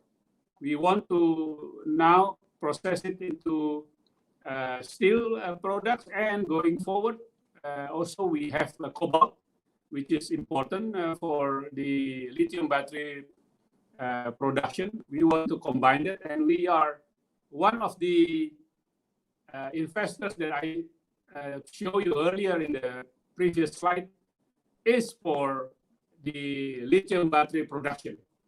And we are in the final discussion with them so that they can invest as soon as possible. The other advantage of Indonesia today is, again, the one that I mentioned to you, the young demography. While Indonesia has these natural resources and getting into added value, at the same time, we also have domestic market. Very few countries in the world that has a complete global value chain like Indonesia, from the raw material until the very high tech sophisticated product and the market. So we need to leverage this. We cannot just do what we used to do or what other countries doing, just export everything and then import at the end of the supply chain for our consumption. No, we want to make sure that we also enjoy the added value value chain within Indonesia. And that's where we need as many as possible talented, high-skilled, and high capacity, brainy people, I would say, or human capital. That's the strategy, and we are doing it for almost all industries, and we need a lot of help on that. Again, you can come here and contribute directly, but you can also provide us with network, with access, with potential partners, with information, and of course with concrete works through different channel, including the internet. Thank you, Pak Mahendra. So we have some questions from the audience, and let me just read the first one to you. So there are aerospace companies offshoring in India or Asia, which help countries' technological advancement. Are we planning to invite them to Indonesia with our bright and relatively low-cost engineers? This question comes from Anaja Wijaya. Well, we are doing some discussions and negotiations with aircraft manufacturing companies, as well as the components and parts. Yeah? And actually, our local manufacturing aircraft manufacturing company also producing and part of the international value chain, including part of the largest aircraft producers in the world. So I think this is something that we will continue, promoting in this field. And I don't know particularly on this specific company from India. I need to check the latest information on that. But of course, as I indicated, again, before the pandemic, Indonesia was one of the busiest air communication economy in the world. And our airports, and especially Soekarno-Hatta, was one of the top 10 busiest airports in the world. So while that is good in itself, but that also offers opportunity for industries related to traveling, but of course the technology and the infrastructure of providing the possibilities of the sector itself. So yes, certainly.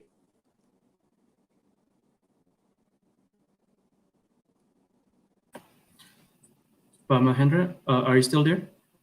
Yes. Sorry, I think we got cut off for a minute, but thank you for your answer. So we have another question from the audience. So this is coming from Giorgio Henry. So as a future member of ECOSOC in 2021 and to 2023, how will Indonesia use this momentum to drive the country's economic and social recovery in the post-COVID-19 period? Thank you very much. First of all, we have to improve our overall health security condition. We learned the hard way that our healthcare services, our pharmaceutical industries, even our health equipment industries are not up to the standard. We have to improve it.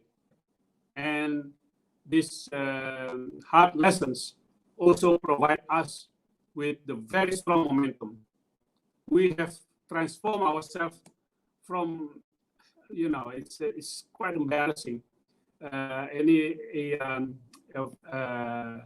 face mask importing country, as you can imagine, it's not something we should be proud of, to a country that now produces face masks and exports them as well, including those who have reached the international standard of mass production, face mask production. So that is one. And now we also producing many early development of the the test kits, and then also the ventilators and many other equipments. At the same time, we have improved our pharmaceutical sector, for your information, we have been importing around 95% or more of our API, or the raw material for medical drugs, from overseas. So we are highly dependent to imports for raw material ingredients for our pharmaceutical industry. Now we want to ensure that we can produce them as well, at least the products that are greatly needed by us. And also on the vaccine production and research, while we have been able, through our so-called vaccine diplomacy, to get access to the international collaboration for vaccine production, as well as bilateral collaboration or cooperation. But we have also invested a lot to improve our vaccine production and research centers domestically. So health is very much there. The second is, of course, ranging from economic, social, and development and environmental aspects that we want to improve between now until what we have committed with the Sustainable Development Goals of 2030 of the UN. There are 17 goals there, and we want to make use of our membership of the ECOSOC to ensure that it's not only our membership and our aim, but we make sure that domestically we are really improving all aspects and factors that need to be completed to say that we have achieved the SDGs 2030. There are many aspects of that, education, and then infrastructure, and then things related to environment, and then on nutrition, and many others. But I think it's mostly important now that the hard lessons that we learned from this pandemic, but at the same time, our strong commitment need to be renewed and strengthened with real actions this time. And again, this is where we need as many as possible human capital to support this undertaking. Thank you. Thank you, Pak. So we have a question that was supposedly addressed to Professor Iwan Aziz, but I think it's good to hear from you, your perspective on this one as well. So this question comes from Hatanto Sumitro, and his question is very simple, although it's probably going to be interesting to hear from your side. So how to raise foreign direct investment? Well, first, again, we have to improve our competitiveness. The investors understand Indonesia has the potentials, has the market, has the young, talented people. So no doubt about that. But we have some challenges. The issue of red tapes, the bureaucracy, and then the issue of difficulties to purchase or procure land, and of course the proficiency of infrastructure. And many of these have been improved, including the simplification of the process and approval for investors. The second one is that we are now presenting facilities and incentives that can be said as attractive as any other facilities and incentives offered by other countries. So we are very sure that we can match whatever incentives and facilities given by other countries. The third one, we are an open-minded and warm people, I would say. And many of the investors would probably have different view if they do come to Indonesia from the analysis if they just read about Indonesia. And this is where within our foreign ministry and all embassies and consulate generals, we have instructed the consulate generals and the embassies around the world that if there is any serious, committed, interested investor, we have to facilitate them, and using the soccer or football term, giving the man-to-man marking. So we want to have our diplomat and our staff from the embassy or the consulate attach and facilitate and serve the potential investor one-on-one, as I said, referring to the soccer match term. So on that note, we have been able to convince dozens of potential investors. They come to Indonesia and accompanied by our colleagues from the embassies and the consulates. And because of the service and the openness and the facilities that we provide, many of them are convinced. But we need your all supports to ensure we get larger number of potential investors and networks, because you guys, each one of you would have that potential, whether you realize it or not. But it's important to materialize it, because otherwise it is very unfortunate if you just become an observant to this interesting development. Indonesia is being discussed and being named by many investors as a real alternative to what they see relocation from China. But we need this final step to convince them to make that decision. Thank you very much, Pak Mahendra, for that answer. So we actually have 1 minute left, and I would like to ask this quick question.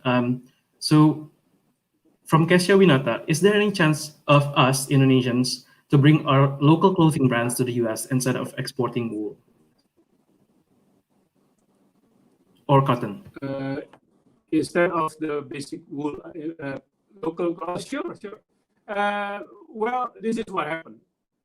I think we have to look at the global market and the global value chain from a complete picture. We should not contradict one with the other. Indonesia is a large manufacturing base and production center, and of course the US is very much the largest market in the world now. So I think it's important to see this from various angles, and there are many opportunities to collaborate.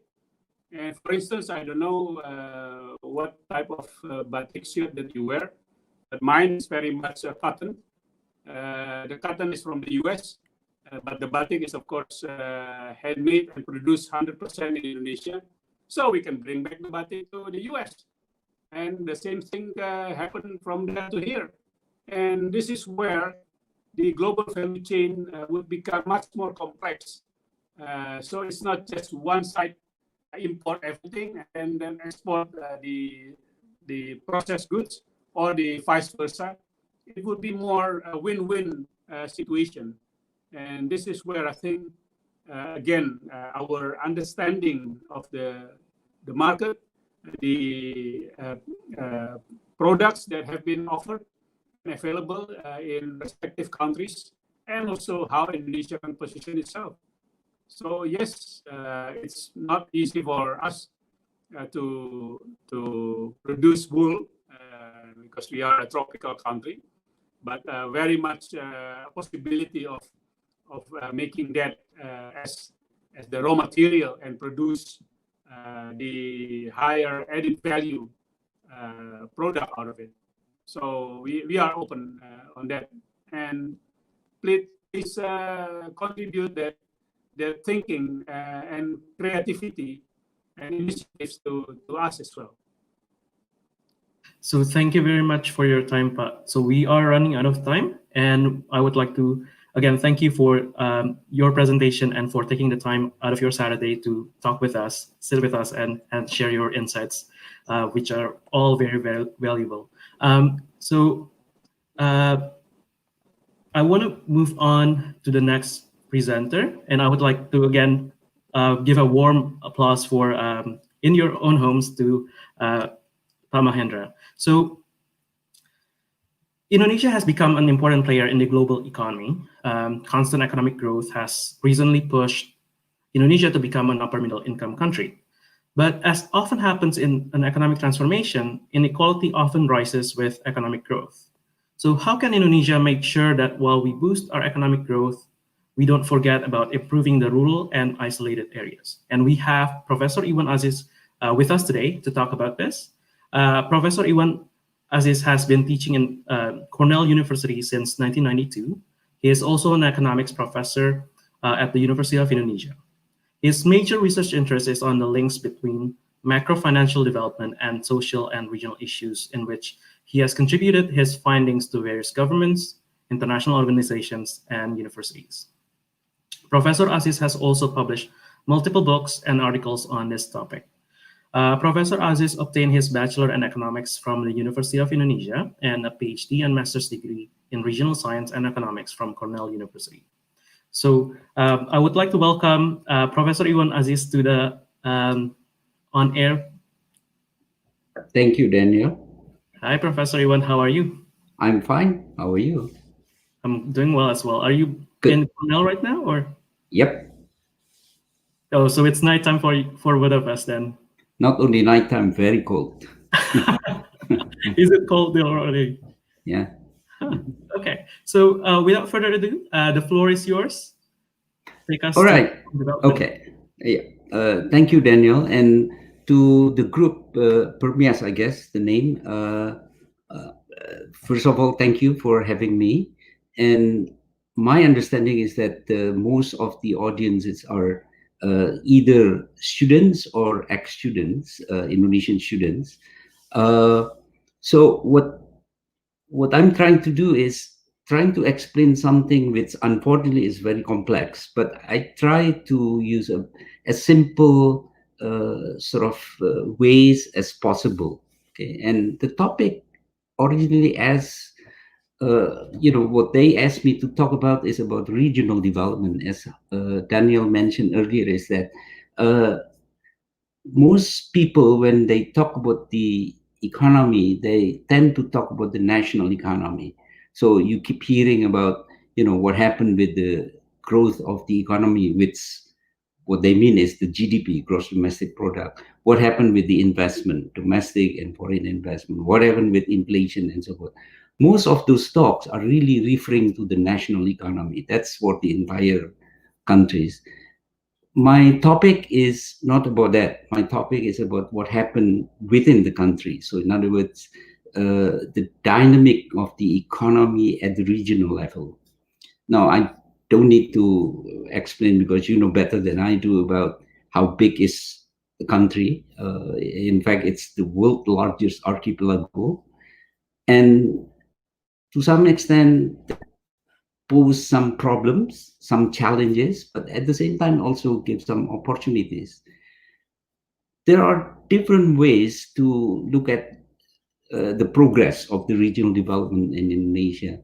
One way is by using a standard economic indicators, but put in the spatial context, put in the regional context. For example, instead of talking about the growth of the Indonesian economy, we can talk about the growth of different regions. Okay, and when I say region, it can be by islands, major islands, Java, Sumatra, Kalimantan, Sulawesi, or by provinces, or by district actually. And in terms of the indicators, again, if you're just relying on economic per se, you can always use the indicators like the growth of each of the region, employment in each of the region, and so forth. So that is the pure economics issue.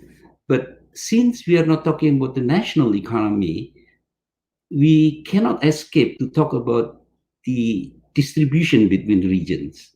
So even when we talk about the regional economic issues, we still need to talk about what happened with the interregional disparity, interregional inequality between regions and so forth. So that is one approach. That is looking at the economy from the spectacle of the regional dimension. But the second spectacle, which I personally think is far more important, and that is from the institutional standpoint. And the story goes like this. What we are observing in any country, including in Indonesia, and here we are talking about regional economy. So what we are observing in terms of the regional economy, regional development, we tend to think that that is the outcome of policies.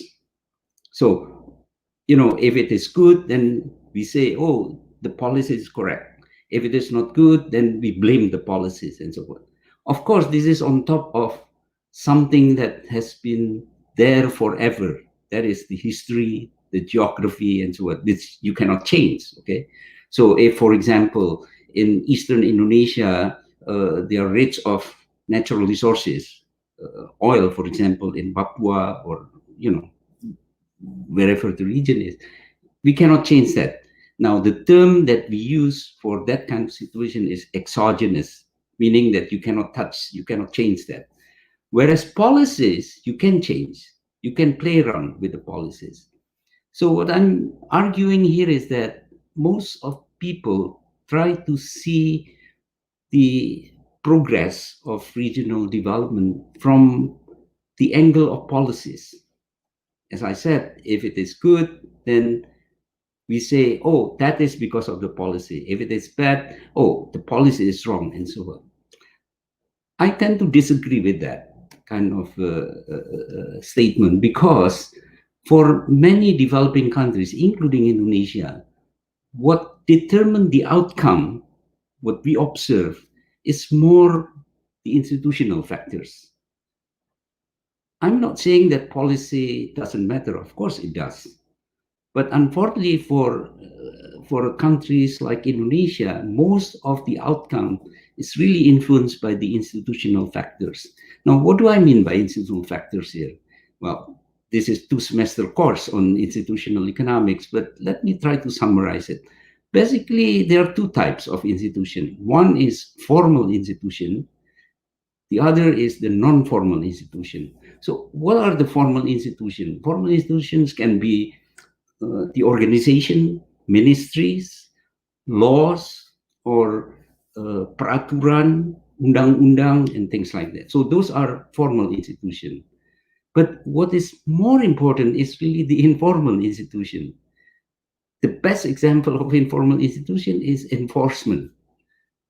To put it simply, suppose you have a very good law, suppose you have a very good regulation on, say, investment in the region, you know, natural resource investment in the region.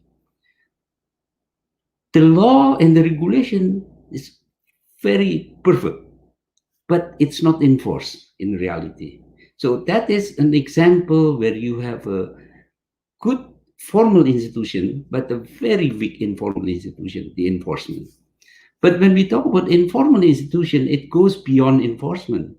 Informal institution cover issues like tradition, habit.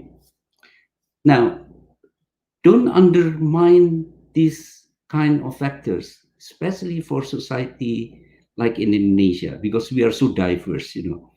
One of my favorite things to do when I go to Indonesia is really going to the region, especially outside Java. My favorite is, of course, eastern part of Indonesia, because all of a sudden I see different country there. I mean, very different from what you're observing in major urban areas in Java, even in Sumatra and so on. So the diversity is incredible. Okay? And each of these society have their own tradition. They have their own habits and so on.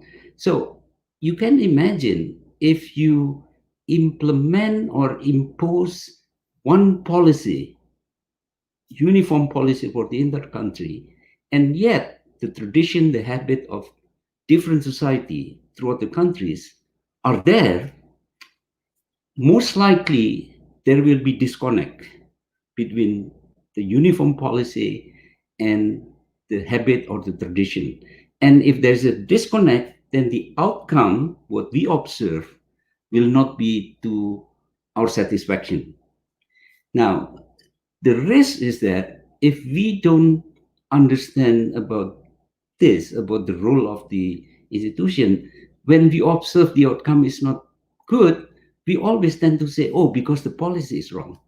So that is my main point here. We have to be careful when we are observing regional development outcome, whether it's good or bad. We cannot just relate that outcome with the policy, but the institution matters.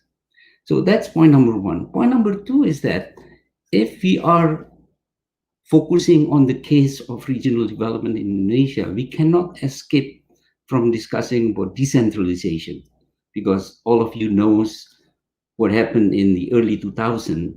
The government embarked upon a major shift in the policy.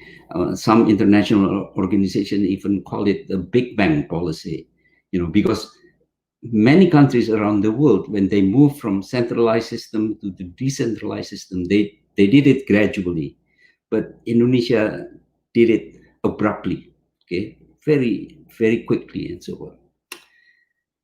And then in 2005, so the decentralization policy began in early 2000, but then in 2005, they started to conduct one of the major components in decentralization, and that is the direct election. In Indonesia, they call it Pilkada, pemilihan kepala daerah, right? That started in 2005. They didn't start full scale yet, because the full scale Pilkada started in 2008. Okay.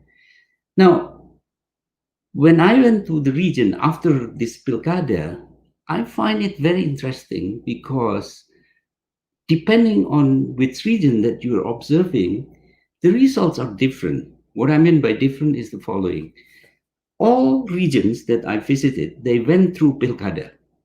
Okay? But why some region did very well, especially if you compare before the decentralization, but other regions did more poorly compared to before the decentralization.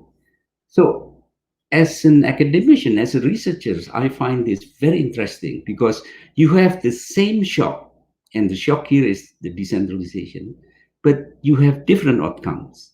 Now, the jargon here is multiple equilibria, but forget about the jargon. The fact is that I want to know why. What are really the main explanations for diverse outcome given the same kind of shock? In this case, we are talking about the shock in terms of the decentralization.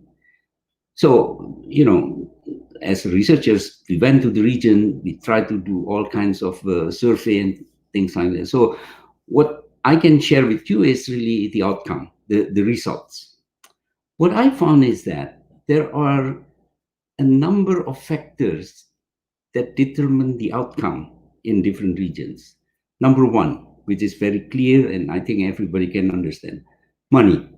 So in other words, some region that has a lot of resources. And when I'm talking about resources, automatically we are talking about money, because resources is connected to the money. For example, if you're talking about East Kalimantan, they are rich of natural resources, and that's why pemerintah daerah in East Kalimantan is very rich. They have a lot of money and so on. So money is number one. Second factor is initial condition. What I meant by initial condition is that if initially the regions were relatively poor, and I'm not only talking about poor in terms of income, but also poor in terms of social condition, education level, health condition, and so forth, they tend to have difficulty to embark upon sort of more progress compared to the other the other regions which has a better initial condition. Okay, the term for that is path dependence, meaning that if initially you are not really well developed, it's very, very difficult for you to catch up with the other regions and so forth. Okay, one clear example is that back in the 80s, before I moved to the US, every time I went to the region, I always noticed most of the region in Eastern Indonesia were left behind. I mean, backward region compared to the Western part of Indonesia. That was what, 30, 40 years ago. Now it's the same thing. So this is a simple example of path dependence, because they started with the initial conditions, which was not favorable. And as a result, they continue to be less favorable. So that's the second factor, initial condition. The third factor, and this turns out to be the most important factor, and that's people's participation. So you may have a lot of money, you may have a good initial condition, but if the people's participation is very low, then the outcome is disappointing. Again, I'm talking about after the decentralization. Okay, so those are the three factors which we found are the key in terms of explaining why there is a differentials in terms of the outcome after the decentralization. Now, when we go further into what are behind all these things, we found another interesting thing, and that is the quality of local leaders. Okay? Take, for example, Bupati. Okay? And this is where the crux of our research lies on. And the term, let me mention the jargon first. It's called the local capture. This is the textbook jargon. Okay? But let me explain in a simple term. What is local capture? Any candidates for local leader, whether it's Bupati or Gubernur and so forth, they have to campaign, right? Before, during the election, they have to campaign. I tell you, the amount of money that they have to spend for the campaign is huge, a humongous amount, okay? None of individual Indonesian citizens have that kind of money. So what happened is that either there are very powerful organization or party, political party, or maybe there are some group of people, especially business people, who have some interest on some project in the regions, contributed some money and so on. Now, let's assume that candidate won and become the local leader. Can you guess, when he or she become the local leader, will he or she put first priority on the welfare of the society compared to trying to pay back to whatever the money, from whichever the money coming from? So this is the situations which become central in the entire story. And as I said, in the textbook, it's called the local capture. Why they call it local capture? Because this candidate who later become the head of the region, they are captured basically by whoever giving the resources during the campaign and so forth. So when you combine this quality of local leader given the local capture and those three factors that I mentioned to you earlier, boom, we get the answer. Why some region, despite the fact that all these regions went through the same kind of shock, and the shock is the decentralization through Pilkada, and all of them also went through what I call the local capture. Why the outcome are different? Some region doing better than the other, and so on. So that is another dimension which I call the institutional factor. So far I'm talking about looking at regional development from the spectacle of economics, which is growth and interregional inequality between the region in Indonesia. And the second spectacle is the institutional factors. And I gave the example of decentralization. So maybe the last thing is I want to touch upon the issue of the human behavior. And this is a lot to do with, again, misconception. You know, when I talk about the role of institution, I introduce one misconception, and that is, you know, people look at the outcome of any development as the results of policy. That's a misconception to me, because they neglect the role of institution. So now there's another misconception, and that is, even if the institution is good, let's say enforcement is good, policy is good, one factor that are neglected by most of the analysts are really the human behavior. For example, if you're studying monetary economics or banking economics or capital market, we never pay attention on the bankers. We never pay attention on the players in the capital market. What we are studying and what we are focusing is only the data in capital market, the data in the banking sector, and so forth. We forget that those data are the outcome of decision making. Who made that decision making?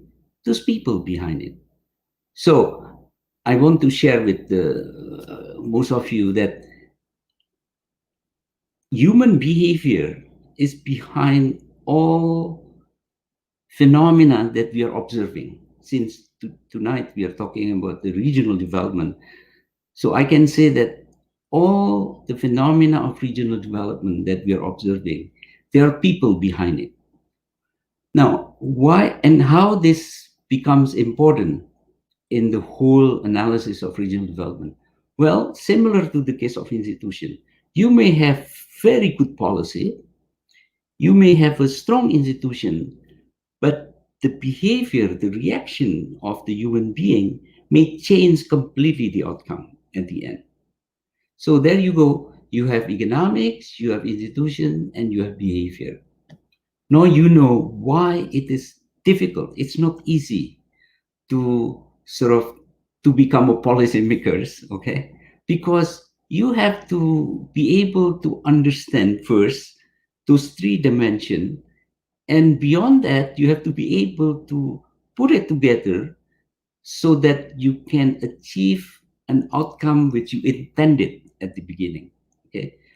And this explains why in many cases the policymakers make a policy with the intention, let's say the outcome is red, but the reactions from the society is blue.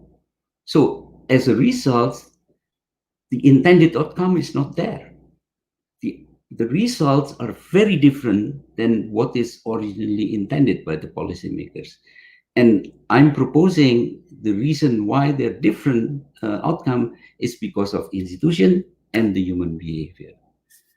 Why don't I stop there? And because I really have no idea what is the interest of the audience here, and I will be very happy to respond to questions.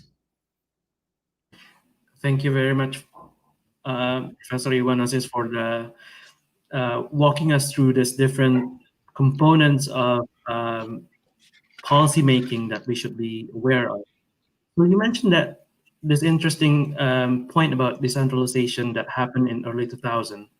So a simple question to start us with: has decentralization been good to Indonesia's rural? Well, as I said earlier, there are some regions that perform better compared to pre-decentralization, but there are also regions that perform worse than pre. So there is no uniform answer to that question, actually, depending on those factors that I just explained to you. By the way, I forgot to mention one last point, because I don't know how long I'm given the time here. Let me just mention the last point, and that is the concept of development itself. I forgot to mention, and this is super important. Unfortunately, there are still too many people, including policymakers, think about growth. Always think, whether it's a national level or regional level, they still think about growth. We all forget that Indonesia, together with more than 100 countries around the world, we already ratified the global consensus in terms of development, and that is called Sustainable Development Goal, SDG. We are one of the more than 100 countries around the world. And yet, if you look at the translation of those concepts into the reality, unfortunately, is still far. And I have many evidence indicating that Indonesia is still far from achieving Sustainable Development Goal. Sorry, I forgot to mention that. That's perfect. So that's actually a perfect segue to the next question. So if we think of the government as an investor, so investors usually want to invest in an investment that gives the highest returns. Because of the initial conditions that you mentioned earlier, building schools in Java may actually give the highest returns on investment compared to building schools in the eastern parts of Indonesia. So why should Indonesia invest in the eastern parts of Indonesia when it's not returning the highest returns on investment? Let me start by correcting your very first sentence, and that is government as an investor. Well, that sentence is not entirely incorrect, but different kind of investors. What I mean is the following. If I'm a private sector, a private investor, of course, I'm looking for high return. But if I'm the government, my job is very different. The concept is called externalities, okay? Maybe let me try to put it in a simple way, externality. Suppose you are a private investor and 5 of your friends are all private investors. Of course, you're looking for high return, right? Let's assume you find that the most sort of lucrative business is in the chemical industries or natural resources, take up a lot of, coal or, palm oil or whatever. You made a lot of money. Now, what happened, and this is the reasons why I mentioned about sustainable development. Most of those industries create environmental damage, right? Who's supposed to be responsible to deal with those damages? Now, these damages, we call it externalities. The answer is the government. So yes, government should become an investor, but invest in what? Invest on how to avoid those damages from happening. So that is really the different role of the government and the private investors. Now, answering to your questions, why they should invest it? Precisely because of that.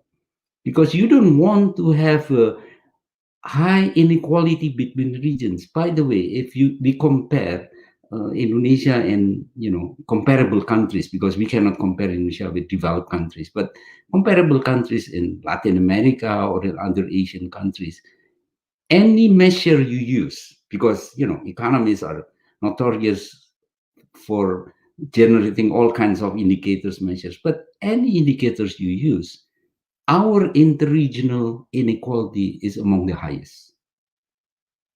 That's it.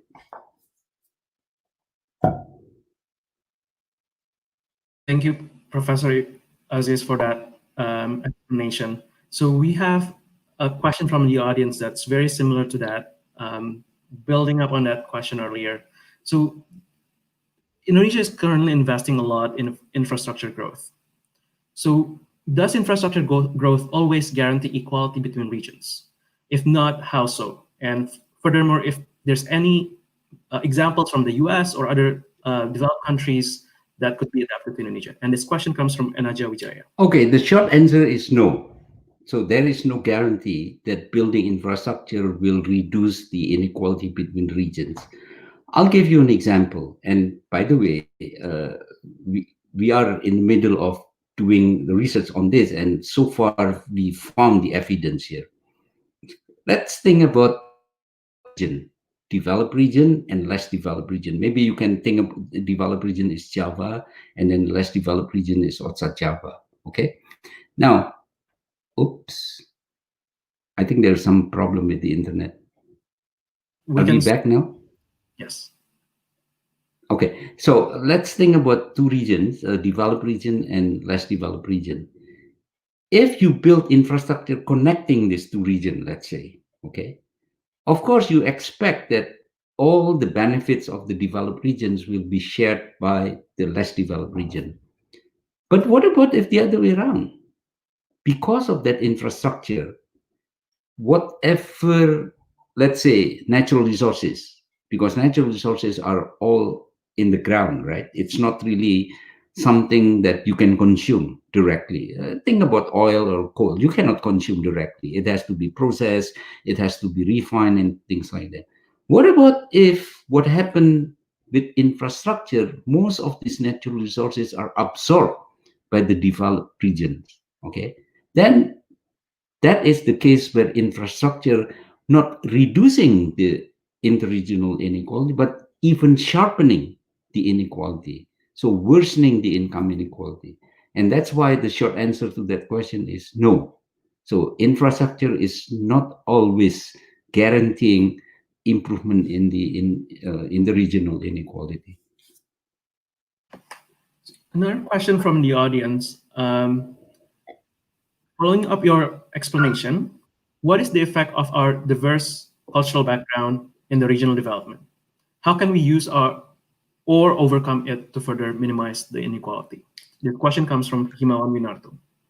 Well, simple short answer is that we supposed not to implement uniform policies, because as I said earlier, when you have different habit, you have different tradition, and not to mention different quality of institution. Because keep in mind, sometimes we always think, oh, if we have regulation A, let's say, then that regulation will be perceived equally by people in Java and people in non-Java. No, it's not the case. So my point here is that given all the diversity, we have to embrace that diversity for our goodness, right? And one way to do it is by not implementing uniform policies. Following up on your points earlier about local leaders, there are a couple of questions here in the audience about local leaders. So for example, here, the question from Tiara Amelia. As the current election has many flaws in selecting the right local leaders, what is your suggestion for Indonesia to reform the local election system, and where should we start? Well, I have to be honest, I don't have the direct answer to that question, but what I can share with you is really the concept, because I developed this concept. Basically, there are two dimensions that you should look at when you are evaluating local leaders. Number one is, of course, very clear, has to be clean, no corrupt. Okay, that's, everybody knows about that. But the second one is equally important. As I indicated earlier, one of the three factors of the success of a region after the decentralization is people's participation. So the second quality of local leader, the desirable quality, is not only that he or she has to be clean, but he or she should have the capacity to mobilize the participation of local people.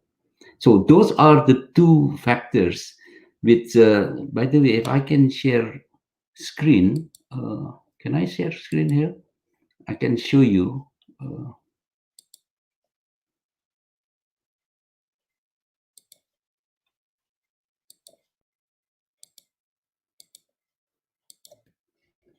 Can you see my screen here? Yes, it's loading up. My PowerPoint? Yes, now we can see your PowerPoint. So you see this PowerPoint?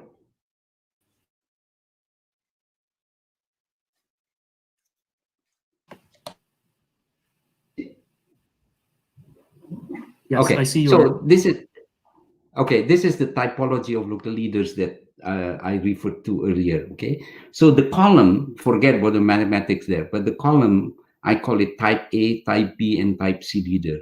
Those are related to whether the leaders is clean or not. So type A are the clean leader, no corrupt. Type C is the corrupt leaders. Okay, and type B is in between. Okay, but that is only one dimension, the column dimension. We have to pay attention also on the row dimension. So ideally, a local leader should be able to mobilize the participants of the local people. Okay, now whether it can be explained by the charisma of the leader, or because of the capacity, the cognitive ability of the local leader, whatever the reason. But as long as the local leaders is able to mobilize the people's participation, then that will be the desirable. So if you look at this typology matrix, it's clear that the most ideal one is the upper left one, which is the complete progress, because then what you have is a clean leader, no corrupt leader, but also leader who is able to mobilize the participation. And vice versa, the worst leader, the worst local leader is at the bottom right, because he or she is corrupt, and he or she is not able to mobilize the people's participation, whether because he or she are not trusted by the local people, whatever the reason, but he or she fall under that category. So that's my answer. Thank you, Pak. So another question from the audience. This question comes from Kunchara Hadiwibowo. So Indonesia is a maritime country. Regions outside of Java have problems with logistics and transports. So how far logistic and transport development will promote small business outside of Java? That's a good question, because at this moment, as I'm speaking, I'm involved in a rather big project on helping the small business, okay? And most of the small business that we are paying attention on are really in the outside Java, especially in the eastern part of Indonesia. And the answer is basically going back to my very first point for tonight's discussion, and that is the institutional quality as well as the behavior of the local people has to be number one. Okay, since the question is about the logistic, about the fact that we are archipelago, so when we talk about infrastructure, we have to think about infrastructure related to the sea transportation and so forth. All at the end depends on the institution and the human being. Think about this. What is the point having, let's say, 100 new ships, for example, but the port quality in terms of the service, I'm not talking about the physical quality, okay? The physical quality may be beautiful, you can build, all glasses building, but I'm talking about the quality in terms of the services, the custom, the services in terms of, passengers loading or commodity loading and so on. All this, what we call the software of the infrastructure, matters a lot. So the question here is that what is behind the quality of that software? The human being and the institution. Okay. So whoever asking the question, if you're interested with the question about the infrastructure related to the sea, because Indonesia is archipelago, my advice is go beyond the physical infrastructure that you can think of, whether it's port or ship, beyond that. Because what matters in a country like Indonesia is not those two. What matters more is really the institution and the people behind it.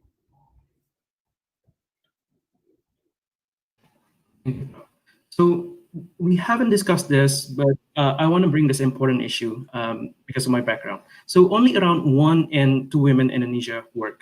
And this rate of work participation has not changed much since the 1990s. While there are some promising trends that there are more women working in urban areas, and among those with at least high school education, we still have low participation in rural areas. What do you think is the role of culture in hindering the participation of women in the workforce? Short answer, huge, very huge. The role, and basically you are confirming what I was trying to argue here, that when we are observing or evaluating development outcome, we tend to use indicators, economic indicators, and we forget behind all those numbers, behind all those indicators are the people. And here you're talking about one of the dimension, and that is the gender issues, right? Yes, the culture in different, in Sumatra Barat, for example, the culture is very different than in Papua, right? So we cannot really generalize the sort of the conditions for the entire country. So the short answer to your question, very huge, okay? But second thing which I really want to share with the audience here is that when we are talking about individual behavior, we are referring to decision making, right? Let me ask all of you, who really played the key role in the decision making with regards to the family? It's the parents. And within the parents, the mother played a critical role here. So I guess what I'm trying to say here is that when we are looking at the gender issue, please go beyond. I'm not saying it's not important. Of course it is important, okay? About, with the same level of job, male receive higher reward than the female.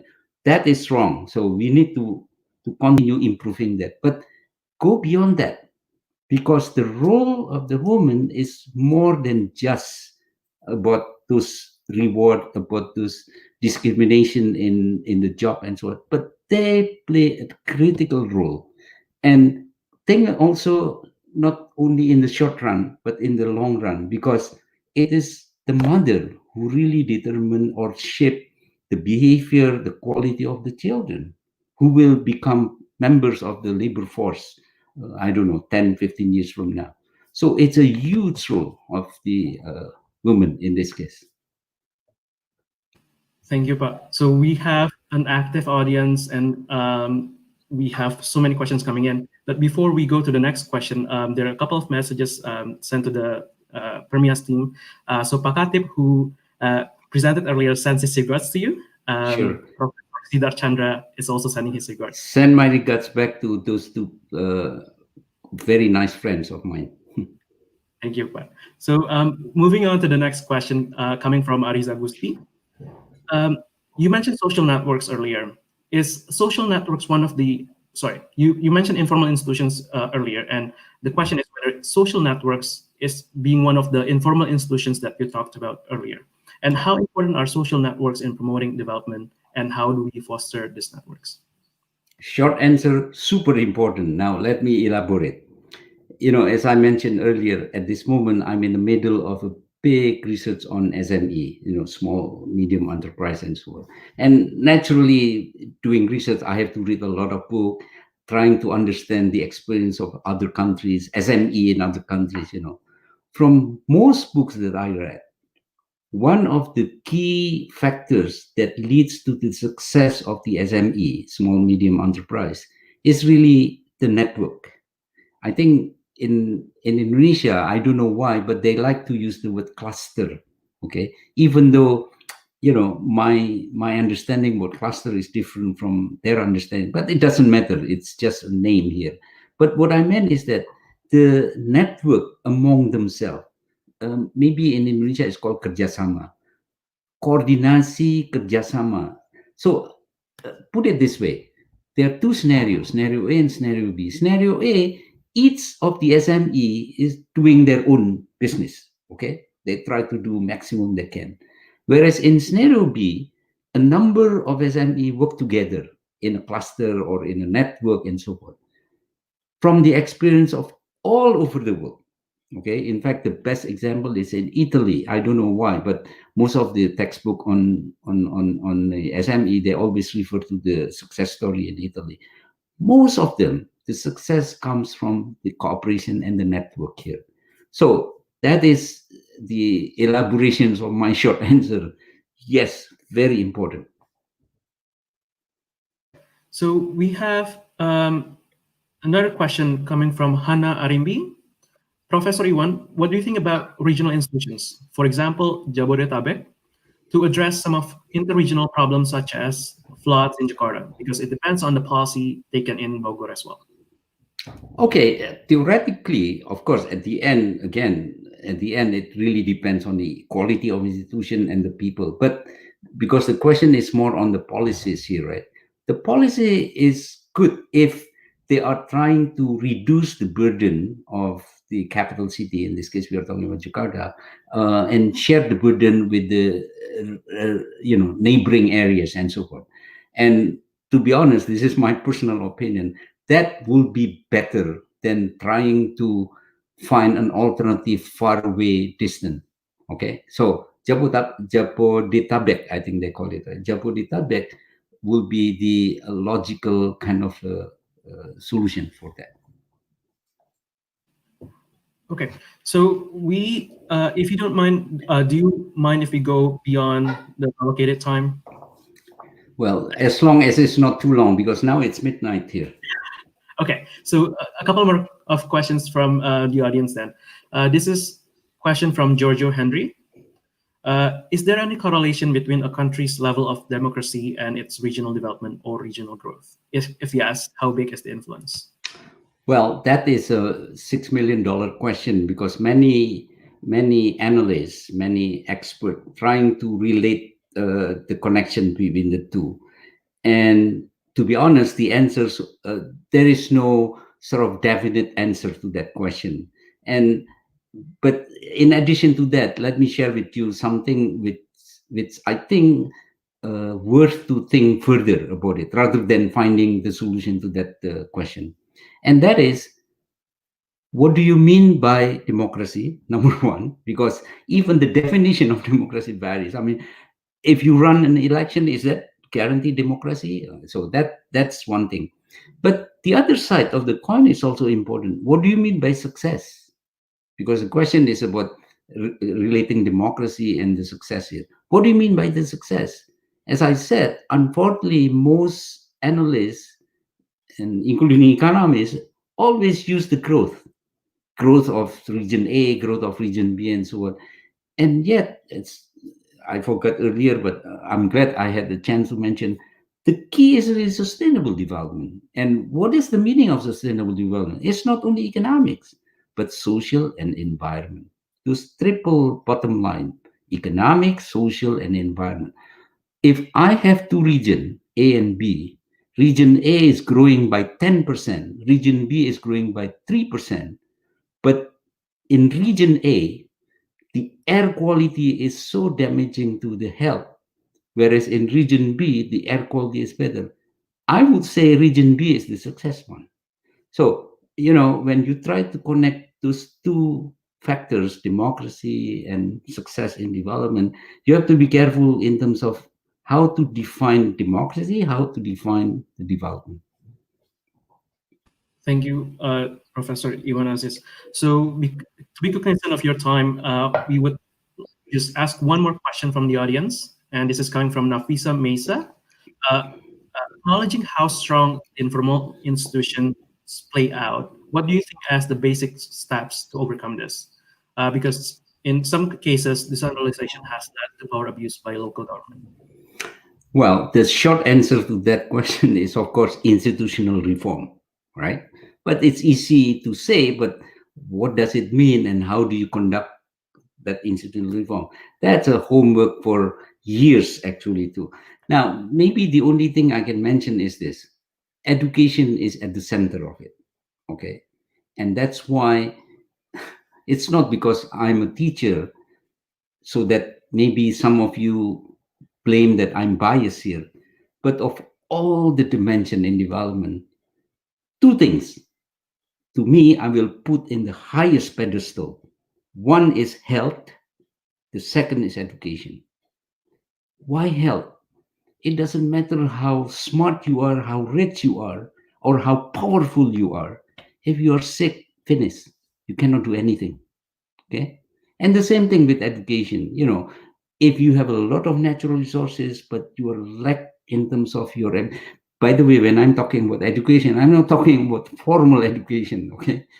I'm not really thinking about, how many people in S2 graduate, S3. No, I'm talking about cognitive ability, okay? So education in a broader sense.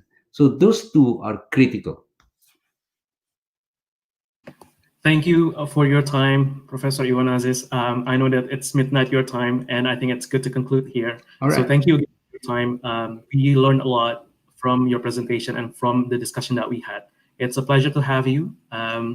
We would love to have you again in the near future, hopefully. And stay healthy for everybody, okay? Hope you are staying healthy too, Pak. Thank you. Bye. Bye.